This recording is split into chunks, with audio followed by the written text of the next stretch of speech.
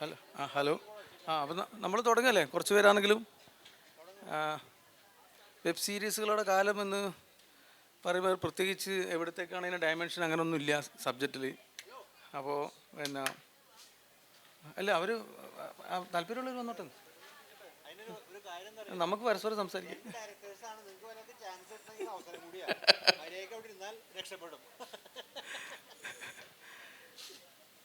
അപ്പോൾ web series ഒരു Sony ലിവിന് വേണ്ടി ഒരു വെബ് സീരീസ് ചെയ്ത ആളെന്ന അർത്ഥത്തിലായിരിക്കണം എന്നെ വിളിച്ചിട്ടുണ്ടാവുമെന്ന് ഞാൻ മനസ്സിലാക്കുന്നു. എനിക്ക് വെബ് സീരീസുകളെ കുറിച്ച് പറയുമ്പോൾ ഈ സാധാരണ നമ്മൾ ഇന്ത്യ മഹാരാജ്യത്ത് OTT പ്ലാറ്റ്ഫോമിൽ ഒരു വെബ് സീരീസ് വന്നു തുടങ്ങുന്നത് ഏതാണ്ട് 2017 മുതൽ വന്നു. അപ്പോഴൊന്നും അത് ശ്രദ്ധിക്കപ്പെട്ടില്ലായിരുന്നില്ല. പക്ഷേ സീക്രട്ട് ഗെയിംസ് എന്ന് പറയുന്ന 2018 അനുരാഗ് കശ്യപ്പും വിക്രമാദിത്യ മോട്ട്വാനിയൊക്കെ കൂടി ചെയ്ത ആ സീരീസോട് കൂടിയിട്ടാണ് ഇങ്ങനൊരു ഏർപ്പാടിനെ നമ്മൾ ശ്രദ്ധിക്കാൻ തുടങ്ങുന്നതും. അതിനുശേഷം തുടർച്ചയായിട്ട് 1-2 കൊല്ലം അത്തരം സ്വഭാവത്തിലുള്ള കണ്ടൻറ്റുകൾ 2018 മുതൽ 1-2 വർഷത്തേക്ക് വരികയും ചെയ്തു. അപ്പോൾ വെബ് സീരീസുകളെക്കുറിച്ച് ഞാനൊക്കെ ശ്രദ്ധിക്കാൻ തുടങ്ങുന്നത് ഇതിൻ്റെ ഒരു പ്രത്യേകത എന്താണെന്ന് വെച്ച് കഴിഞ്ഞാൽ 2014 ഇവിടെ നരേന്ദ്രമോദി സർക്കാർ ഭരണത്തിൽ വരുന്നത്. അപ്പോൾ 2014 മുതൽ തുടർന്ന് അങ്ങോട്ടുള്ള ബോളിവുഡ് സിനിമകളിൽ എത്രത്തോളം ആവിഷ്കാര സ്വാതന്ത്ര്യമുണ്ട്, സിനിമകളല്ലാതെ ഉണ്ട് എന്നൊക്കെയുള്ള ചർച്ചകൾ കൊടുമ്പിരി കൊള്ളുന്നൊരു കാലത്ത് ഈ വെബ് സീരീസുകൾ ഒരു സുവർണ അവസരമായി ആയിരിക്കണം അത് ചിലപ്പോൾ അനുരാഗ് കശ്യപ്പും ടീമും ആദ്യമായിട്ട് സീക്രട്ട് ഗെയിംസ് എന്ന സീരീസ് ഉണ്ടാക്കുകയും അത് വളരെയധികം ഇന്ത്യയിൽ ചർച്ച ചെയ്യപ്പെടുകയും അതോടൊപ്പം അത് ഭരണകൂടത്തിൻ്റെ വിമർശനങ്ങൾ ഏറ്റുവാങ്ങി അവരുടെ നോട്ടീസ് ചെയ്യപ്പെടുകയും ചെയ്തു. പിന്നെ അതേ സ്വഭാവത്തിൽ തുടർച്ചയായിട്ട് 2-3 വന്നു. ഇപ്പോൾ ലൈല പോലത്തെ ഡിസ്റ്റോപ്യൻ, നാളെ ഇന്ത്യ മഹാരാജ്യം ഒരു വലതുപക്ഷ രാജ്യമായി കഴിഞ്ഞാൽ എങ്ങനെയായിരിക്കുമെന്ന് പറഞ്ഞാൽ ഒരു ഡിസ്റ്റോപ്യൻ പടം വന്നു. ആ ജേണിയിൽ 1-2 വന്നു. പക്ഷേ അത് വളരെ 2019 2-3 കൊല്ലം ആ ഒരു സുവർണ കാലം ഉണ്ടായിരുന്നുള്ളൂ. കുറച്ച് കഴിഞ്ഞപ്പോൾ ഗൗൾ എന്നുള്ള രാധിക ആപ്തയുടെ പടം വന്നു. പിന്നെ ഒരു സീരീസ് വന്നത് താണ്ഡവ് എന്നുള്ള സെയ്ഫ് അലി ഖാൻ തന്നെ അഭിനയിച്ച ഒരു സീരീസ് വരുന്നതോട് കൂടിയിട്ട് അപ്പോഴേക്കും റൈറ്റ് വിങ്ങിൻ്റെ മുറവിളിയൊക്കെ ഉണ്ടായിരുന്നു, ഇതിനെ സെൻസർ ചെയ്യണം, ഇതിനെ പിടിച്ച് കെട്ടണം എന്നൊക്കെ പറഞ്ഞു. അപ്പോൾ താണ്ഡവോട് കൂടിയിട്ട് വളരെ വ്യാപകമായിട്ടുള്ള കേസുകളും അറസ്റ്റ് ഭീഷണികളും ചോദ്യം ചെയ്യലും എല്ലാം ഉണ്ടാവുകയും ആ സുവർണകാലം അസ്തമിക്കുകയും പതിവ് പോലെ ഇത് വളരെ കോൺഷ്യസ് ആവുകയും, അതായത് OTT പ്ലാറ്റ്ഫോമുകൾ കോൺഷ്യസ് ആവുകയും കണ്ടൻറ്റിൻ്റെ മേലെ അധികമായിട്ടുള്ള സെൻസർഷിപ്പ് ഉണ്ടാവുകയും എല്ലാ കണ്ടൻറ്റുകളും ഈ OTT നിയമിക്കുന്ന അവരുടെ സ്വന്തം ലീഗൽ ഒരു ബോഡിയിലൂടെ സെൻസർ കടന്നു പോയിക്കൊണ്ട് മാത്രം പുറത്തിറങ്ങുകയും ചെയ്യുന്ന ഒരവസ്ഥ ഉണ്ടായി. അപ്പോൾ അത് വെബ് സീരീസ് ഒരു സാധ്യതയായി കാണുന്ന ഒരു ചെറിയ കാലയളവ് ഇന്ത്യ മഹാരാജ്യത്തുണ്ടായിരുന്നു. അതായത് അത്തരം സബ്ജക്റ്റുകൾ എടുക്കുന്നവരെ സംബന്ധിച്ചിടത്തോളം, അല്ലാത്തവരെ സംബന്ധിച്ചിടത്തോളം സുവർണ അവസരം തന്നെയാണ്. ഇപ്പോഴും കണ്ടൻറ്റുകൾ ഉണ്ടാവുന്നുണ്ട്. പക്ഷേ ഇങ്ങനെ നാഷണൽ വൈഡ് ശ്രദ്ധിക്കപ്പെടുന്ന രൂപത്തിലുള്ള വെബ് സീരീസുകൾ റീജിയണൽ ലാംഗ്വേജിൽ അധികം ഉണ്ടായിട്ടില്ല. നമ്മൾ മലയാളത്തിലേക്ക് വന്നു കഴിഞ്ഞാൽ വളരെയധികം ശ്രദ്ധിക്കപ്പെട്ടത് ബാഹുലിൻ്റെ കേരള ക്രൈം ഫയൽ എന്നുള്ള സീരീസാണ്. പക്ഷേ ഞാൻ നേരത്തെ സൂചിപ്പിച്ചതുപോലെ ഇന്ത്യ മഹാരാജ്യം മൊത്തത്തിൽ ചർച്ച ചെയ്യുന്ന പാതാൾ ലോക് പോലെയോ അല്ലെങ്കിൽ സീക്രട്ട് ഗെയിംസ് പോലെയുള്ള അങ്ങനെ ഒരു എല്ലാവരെയും ശ്രദ്ധ പിടിച്ചു പറ്റുന്ന രൂപത്തിലുള്ള ഒരു മൂവ് OTT വെബ് സീരീസിൻ്റെ രംഗത്ത് ഒരു റീജിയണൽ ലാംഗ്വേജിൽ ഉണ്ടായില്ല എന്നാണ് എൻ്റെ ഒരു വായനയിൽ എൻ്റെ ഒരു നോട്ടത്തിൽ മനസ്സിലായത്. മാത്രമല്ല മലയാളത്തിൽ വളരെ മന്ദഗതിയിലാണ് OTT അവർ നിർമ്മിക്കുന്നതും അവരത്രയധികം പ്രോത്സാഹിപ്പിക്കുന്നില്ല എന്നാണ് എനിക്ക് മനസ്സിലായത്. തികച്ചും സാങ്കേതികവും ബിസിനസ്സുപരമായ കാര്യങ്ങളാണ്. ഇത്രയുമാണ് എനിക്ക് ആമുഖമായി പറയാനുള്ളത്. അതായത് വെബ് സീരീസിൻ്റെ ഒരു കാലത്തെ സുവർണം, അതായത് കുറച്ചുകൂടി ആവിഷ്കാര സ്വാതന്ത്ര്യം ഉണ്ടാവും, നമുക്ക് ആവശ്യമുള്ളതൊക്കെ പറയാമെന്ന് തെറ്റിദ്ധരിച്ച ഒരു കാലവും അതല്ലാന്ന് മനസ്സിലാക്കിയ ഒരു കാലവും അതിൻ്റെ പേരിൽ പലതരം ഭീഷണികൾ ഏർപ്പെട്ട അതിൻ്റെ മേക്കേഴ്സ് പിന്നീട് അങ്ങനെ അല്ലാത്ത കണ്ടൻറ്റുകൾ ഉണ്ടാക്കാൻ തുടങ്ങി. അതുകൊണ്ട് തന്നെ സ്വാഭാവികമായിട്ടും റീജിയണൽ ലാംഗ്വേജിൽ അങ്ങനത്തെ ഒരു മൂവും നടന്നതായിട്ട് നമ്മൾ കാണുന്നില്ല. ഇതാണ് ഇതിനെക്കുറിച്ചുള്ള രാഷ്ട്രീയപരമായി പറയാനുള്ളത്. ബാക്കി ഇതിൻ്റെ സാങ്കേതികതും മറ്റു കാര്യങ്ങളൊക്കെ എനിക്ക് തുടർന്നുള്ള ചർച്ചയിൽ പറയാം. കാരണം ഞാനിപ്പോൾ ഒരു 9 എപ്പിസോഡുള്ള സോണി ലീവിൻ്റെ ഒരു സീരീസ് ചെയ്ത് പൂർത്തിയാക്കി 1 വർഷമായി സബ്മിറ്റ് ചെയ്തിട്ട് ഇതുവരെ റിലീസാക്കിയിട്ടില്ല. അപ്പോൾ അത് തുടർന്നുള്ള ചർച്ചയിൽ പറയാം. ആമുഖമായി ഇത്രയും പറഞ്ഞുകൊണ്ട് ഞാൻ മാഷ് കൊടുക്കാം. പ്രിയപ്പെട്ട സഹപാനലിസ്റ്റ് ഹർഷാദ്, ലിജിൻ, പ്രിയപ്പെട്ട സുഹൃത്തുക്കളെ, നമ്മുടെ ഈ ഒരു ചർച്ച നമുക്ക് ലൈവാക്കണം. കാര്യം ഒരു ഡ്രൈ സബ്ജക്റ്റ് അല്ല, വെബ് സീരീസിൻ്റെയാണ്.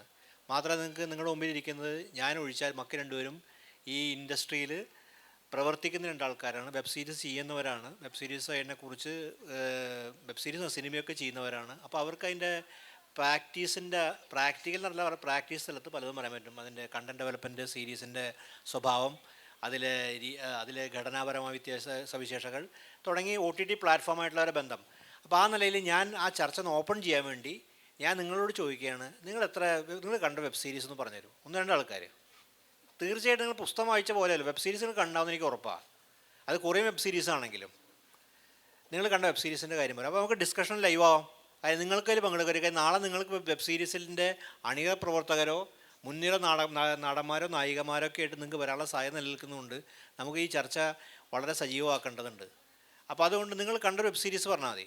ആരെങ്കിലും ആൾക്ക് പറയാം, അങ്ങനെ പ്രത്യേകിച്ച് ആളൊന്നുമില്ല. അല്ലെങ്കിൽ ഞാൻ ചോദിക്കേണ്ടി വരും. നിങ്ങളെല്ലാവരും വെബ് സീരീസ് കണ്ടുണ്ടാവണമല്ലോ. ഫാർമ കണ്ടോ? ഫാർമ നിവിൻ പോളിയുടെ. അപ്പോൾ ഒരാൾ നമുക്ക് ആ ഡിസ്കഷൻ. പിന്നെ ഹിന്ദിയിൽ വന്ന പാതാൾ ലോക് കണ്ട ആൾക്കാർ കണ്ടോ? ഈ ഫ്രണ്ടിലിരിക്കുന്ന ആൾക്ക് പാതാൾ ലോക് കാര്യങ്ങളുണ്ടോ? അല്ലെങ്കിൽ താണ്ഡവ്, ദൽദൽ ഇപ്പം ഇറങ്ങിയിട്ടുള്ള, കോറ, അതുപോലെ തന്നെ പിന്നെ നമ്മുടെ ഇവരുടെ സോനാക്ഷി സിൻഹയുടെ എന്തായിരുന്നു, ആരാ പറഞ്ഞേ? അപ്പോൾ നിങ്ങളതിനെക്കുറിച്ചൊന്ന് 2 വാക്ക് പറയുന്നതായിരിക്കും. നമുക്ക് അങ്ങനെ ഓപ്പൺ ചെയ്യാം ഡിസ്കഷൻ.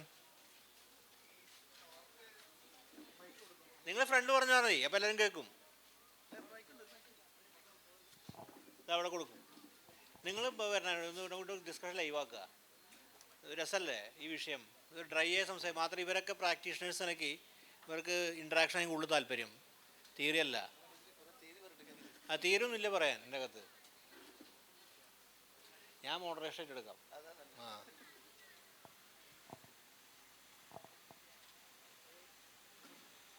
ഹലോ, ഈ സെഷൻ സാറ് സീക്രട്ട് ഗെയിംസ് തുടങ്ങിയതിൽ നല്ല സന്തോഷമുണ്ട്. കാരണം അതൊരു വല്ലാത്തൊരു സിറ്റുവേഷനിലാണ് അത് എൻഡ് ചെയ്യുന്നതും.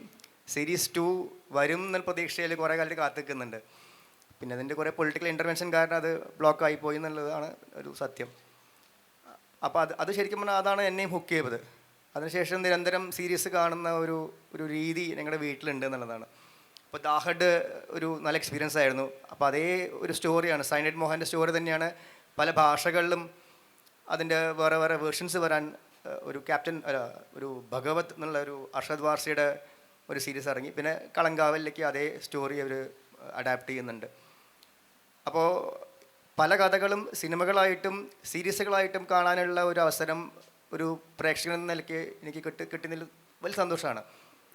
ഒരേ സ്റ്റോറി തന്നെ ഒരു 2 മണിക്കൂറിൽ കഴിയുമ്പോഴും ഒരാഴ്ച നീണ്ടു നിൽക്കുന്ന ഒരു എക്സ്പീരിയൻസ് ആയിട്ട് മാറുന്നതും ഒരു വേറെ തന്നെയുള്ള ഒരു അനുഭവമാണ്. ഓക്കെ.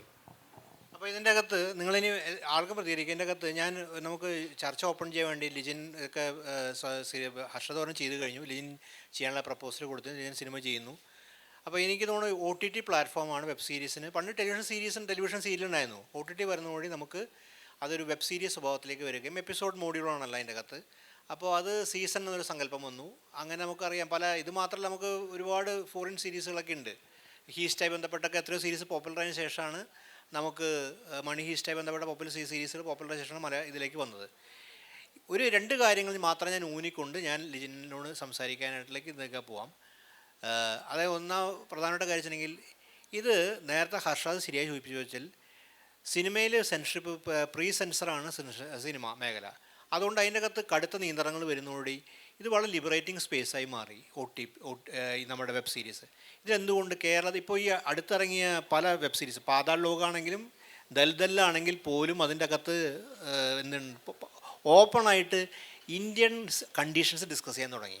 അത് നമ്മുടെ സൂട്ടബിൾ ബോയ് ആണെങ്കിൽ പോലും അതാണ് ലവിനെ കുറിച്ചാണെങ്കിലും ഇൻ്റർ റിലീജിയസ് ലവിനെ കുറിച്ചാണെങ്കിലും അതുപോലെ തന്നെ കാസ്റ്റിൻ്റെ ഇന്ത്യയിലെ കാസ്റ്റ് സിസ്റ്റത്തിൻ്റെ പ്രശ്നങ്ങൾ, വയലൻസ് സമൂഹത്തിൽ പ്രവർത്തിക്കുന്ന രീതി, എലീറ്റായ ലോകം എങ്ങനെയാണ് പവർ ക്യാപ്ചർ ചെയ്യണം തുടങ്ങി വൈവിധ്യമാർന്നിട്ടുള്ള പൊളിറ്റിക്കൽ വിഷയം നേരിട്ട് OTT വെബ് സീരീസിൽ കൈകാര്യം തുടങ്ങി. അതുകൊണ്ട് വളരെ സൂട്ടബിൾ ബോയ് ആണെങ്കിൽ ശരി, ഇതെല്ലാം തന്നെ പലപ്പോഴും അഡാപ്റ്റേഷനുമായിരുന്നു. അഡാപ്റ്റേഷന് അതിന് നീതമായ ടെക്സ്റ്റ് നിന്ന് മാറിയിട്ടുണ്ട്. ഉദാഹരണത്തിന് നോക്കുകയാണെങ്കിൽ ഈ പറഞ്ഞ നമ്മുടെ പാതാൾ ലോക് അസാസിൻ എന്ന് പറഞ്ഞിട്ട് തരുൺ തേജ്പാലിൻ്റെ നോവലിനെ ബേസ് ചെയ്തിട്ട് അതിന് മലയാളം വിവർത്തനമുണ്ട്. തരുൺ തേജ്പാൽ നോവലിനെ ബേസ് ചെയ്തിട്ടാണ് പാതാൾ ലോക്. പക്ഷേ അത് വളരെ ഡിഫറെൻ്റ് ആയിട്ടൊരു എന്താ പറയുക, ഈ പലതരത്തിൽ പല ലേയേഴ്സിൽ കിടക്കുന്ന ഇന്ത്യയുടെ കാസ്റ്റ് സിസ്റ്റം, ഇന്ത്യയിലെ ഈ വർഗവ്യവസ്ഥ തുടങ്ങിയ ഇതിലേക്ക് വളരെ പോകുന്ന വിധത്തിലായി.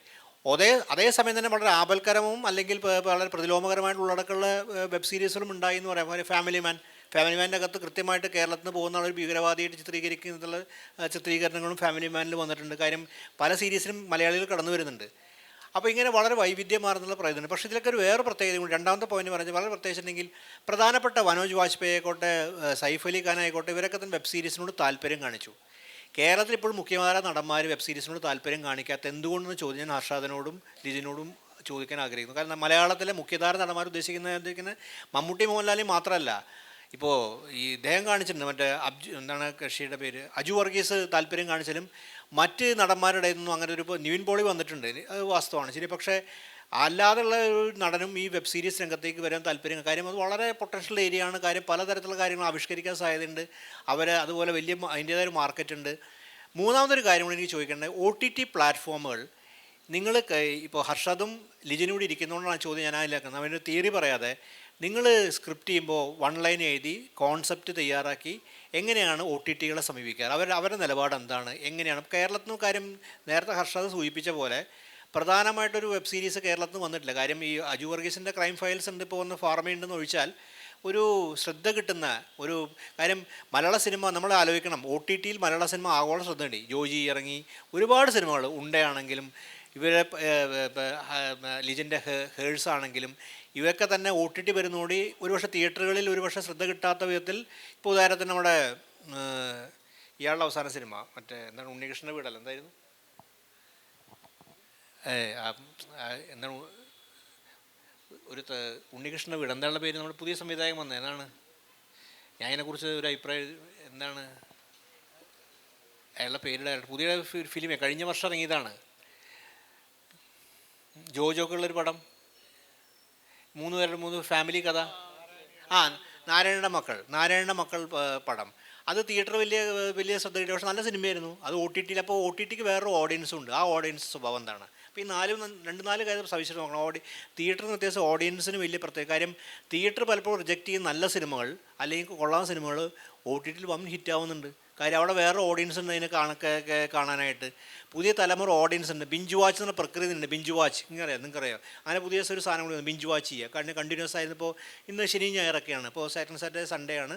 മിക്കവാറും ഈ കണ്ടിന്യൂസ് ആയിട്ട് ജോലിയുടെ സാലറീഡ് ആയിട്ടുള്ള സ്റ്റാഫ്, പല കോർപ്പറേറ്റ് മേഖല ആൾക്കാർ, അവരൊക്കെ വീട്ടിൽ വിശ്രമിക്കുന്നപ്പോൾ ഒന്നുകിൽ അവരെന്ത് ചെയ്യും, അവർ യാത്ര പോവും. വയനാട് അല്ലെങ്കിൽ റിസോർട്ട് പോയി താമസിക്കുക. അവർ ഈ സ്ഥലം കാണേക്കാൾ അവരവിടെ പോയി താമസിച്ച് ഫുൾ ബിഞ്ച് വാച്ച് ചെയ്യേണ്ട ഒരു മടങ്ങുക. അപ്പോൾ അവർക്ക് കാണാം. അപ്പോൾ അങ്ങനെയുള്ളൊരു നമ്മുടെ കാഴ്ചാശീലങ്ങൾ മാറി. ഇങ്ങനെയുള്ള വളരെ വൈവിധ്യമാറി നമ്മുടെ കാഴ്ചാശീലത്തിൽ മാറ്റം വന്നു, പ്രേക്ഷക സ്വഭാവത്തിൽ മാറ്റം വന്നു, രാഷ്ട്രീയമായിട്ട് പുതിയ കാര്യങ്ങൾ പറയാം. അപ്പോൾ OTT നിയന്ത്രണം കൊണ്ടുവരുന്നുണ്ട്. കാര്യം OTT നിയന്ത്രണം കൊണ്ടുവരാൻ കാര്യം അടിസ്ഥാന കാരണമായി മാറിയത് ഈ OTTയിലെ വെബ് സീരീസിലെടുത്ത സ്വാതന്ത്ര്യമാണ്. കാര്യം നേരിട്ട് രാഷ്ട്രീയം കൈകാര്യം ചെയ്യുന്നതുകൊണ്ടാണ് അവർ ആ തടസ്സങ്ങളിൽ നിന്ന് പലപ്പോഴും കൊണ്ടുവരുന്നത്. OTT പ്ലാറ്റ്ഫോമുകൾ കോർപ്പറേറ്റ് സ്ഥാപനങ്ങൾ നിയന്ത്രിക്കുന്ന അവർക്ക് ആ നിയന്ത്രണത്തിന് വിധേയം നിർബന്ധിതമാണ്. ഒരു ആവശ്യം ലാഭം അവർക്ക് പ്രധാനപ്പെട്ട കാര്യമാണ്. അപ്പോൾ ഈ അത്തരം കാര്യങ്ങളുണ്ട്. അപ്പോൾ ഈ നമ്മുടെ OTT നമ്മുടെ കാഴ്ച സംസ്കാരത്തിനെയും നമ്മുടെ ദൃശ്യ സംസ്കാരത്തിനും സ്ക്രീൻ സംസ്കാരത്തെയൊക്കെ തന്നെ വലിയ ഇതിൽ മാറ്റിയിട്ടുണ്ട്. ഒപ്പം തന്നെ നമുക്കറിയാം, നമ്മൾ OTT എന്ന് പറയുമ്പോൾ പലപ്പോഴും പ്ലാറ്റ്ഫോം ബേസ്ഡ് OTTയെ കുറിച്ചാണ് പറയുന്നത്. പ്ലാറ്റ്ഫോം ബേസ്ഡ് OTT എന്ന് പറയുമ്പോൾ നീതമായ പ്ലാറ്റ്ഫോം ബേസ്ഡ് OTTയെ കുറിച്ച് പറയുമ്പോൾ നെറ്റ്ഫ്ലിക്സ് ഉണ്ട്, ആമസോൺ ഉണ്ട്, ഹോട്ട്സ്റ്റാർ ഉണ്ട്, സോണി ലൈവ് ഉണ്ട് തുടങ്ങിയ പക്ഷേ യൂട്യൂബും ഒരു പ്ലാറ്റ്ഫോമാണ്. നിങ്ങൾക്ക് അതിൻ്റെ അകത്ത് കൊറിയൻ കണ്ടമാനപ്പോൾ എൻ്റെ വീട്ടിലൊക്കെ പല ആൾക്കാരിൽ നിന്ന് കാണുകയാണ്. കൊറിയൻ എന്താ പറയുക ഇതുണ്ട്, വെബ് സീരീസുകളുണ്ട്. കൊറിയൻ സീരീസ് ആൾക്കാരിൽ നിന്ന് കണ്ട് വളരെ നമ്മുടെ പഴയ ടെലിവിഷൻ സീരിയലുകളുടെ മാതൃകയിലുള്ള പ്രണയവും മെലോ ഡ്രാമയൊക്കെ അറിയുന്ന കൊറിയൻ സീരീസാണ്. അപ്പോൾ അത് കണ്ട് അതിൽ സ്ഥിരമായി കാണുന്ന ആൾക്കാരുണ്ട്. പിന്നീട് പ്രധാനപ്പെട്ട കാര്യം അത് OTTക്ക് പൊതുവെയുള്ള പ്രശ്നം, അത് ഫിലിം മേക്കേഴ്സിലേക്ക് ഇവരെങ്ങനെ സമീപിക്കുന്നതിനെ കുറിച്ച് എനിക്ക് അറിയണം. കാര്യം പലപ്പോഴും OTT സിനിമ, പുതിയ സിനിമ, ഇപ്പോൾ സിനിമ കാണുക എന്ന് പറഞ്ഞാൽ സിനിമ ഒരു സ്ട്രെച്ചിലിരുന്ന് കാണുമ്പോൾ തന്നെ പ്രത്യേകിച്ചിട്ടുണ്ടെങ്കിൽ അത് നമ്മളതിൻ്റെ അകത്തുള്ള മൂവ്മെൻറ്റ്സ്, അതിനകത്തെ ക്യാരക്ടേഴ്സും റിലേഷൻ ബിൽഡപ്പ് ചെയ്യുന്ന രീതി, അതെങ്ങനെ ഒരു നരേറ്റീവ്, അതിൻ്റെ നരേറ്റീവ് എങ്ങനെ കൺസ്ട്രക്ട് ചെയ്യപ്പെടുന്നു, അതെങ്ങനെ പോകും, ഇതൊക്കെ ഒരു എന്താ പറയുക, സിനിമ പഠിക്കുന്ന ആളുടെ മാത്രം വിഷയമല്ല. എല്ലാ സിനിമ പ്രേക്ഷകരും അറിഞ്ഞോ അറിയാതെ അബോധത്തിൽ ആ സിനിമയുടെ ഒരു ആഖ്യാന രീതി ഉൾക്കൊള്ളുന്നുണ്ട്. ഇന്ന് വെബ് സീരീസ് കാണുന്നൊരു പുതിയ തലമുറയിൽപ്പെട്ട ആൾക്കാർ പൊതുവിൽ ചെയ്യുന്ന പ്രവണത ഉണ്ടെങ്കിൽ ആദ്യം നിന്ന് കാണുമ്പോൾ പകുതി വെച്ച് പോയി കാണും, പിന്നെ മുക്കാൽ ഭാഗം കാണും, പിന്നെ അവസാനമാണ്. അതായത് ഒറ്റയടിക്ക് സ്ട്രെച്ചിൽ കാണുന്നു. അതായത് ഇന്ന് OTT പ്ലാറ്റ്ഫോം നിങ്ങൾക്ക് സൗകര്യം നിങ്ങൾക്ക് ഒറ്റയടിക്ക് ഫോർവേഡ് ചെയ്ത് കാണാൻ. പണ്ട് റീവൈൻഡും ഫോർവേഡൊക്കെ വീഡിയോ ഉണ്ടായിരുന്നെങ്കിലും ഈ സൗകര്യമില്ല. അത് DVD കാലം മുതൽ തന്നെ വന്നതാണ് അത്. പക്ഷെ ഇന്ന് ആ സൗകര്യം വലിയ രീതിയിൽ വിനിയോഗിക്കപ്പെടുന്നുണ്ട്. അത് സിനിമ ഒരു ഫീല് കിട്ടാത്ത വിധത്തിൽ, അത് ഒരു എസ്തെറ്റിക് ഫീല് കിട്ടാത്ത വിധത്തിൽ അത് പലപ്പോഴും ഒരു അനുഭവമല്ല പറഞ്ഞു. അപ്പോൾ ഇതൊക്കെ ഡയറക്ടേഴ്സിന് വലിയ ചലഞ്ചാണ്. ഇത്രയും കാര്യങ്ങൾ ഓപ്പൺ ചെയ്തുകൊണ്ട് ഞാൻ ഹർഷാദിനെ തുടർന്ന് എന്ത് വേണമെങ്കിൽ ചെയ്യാം.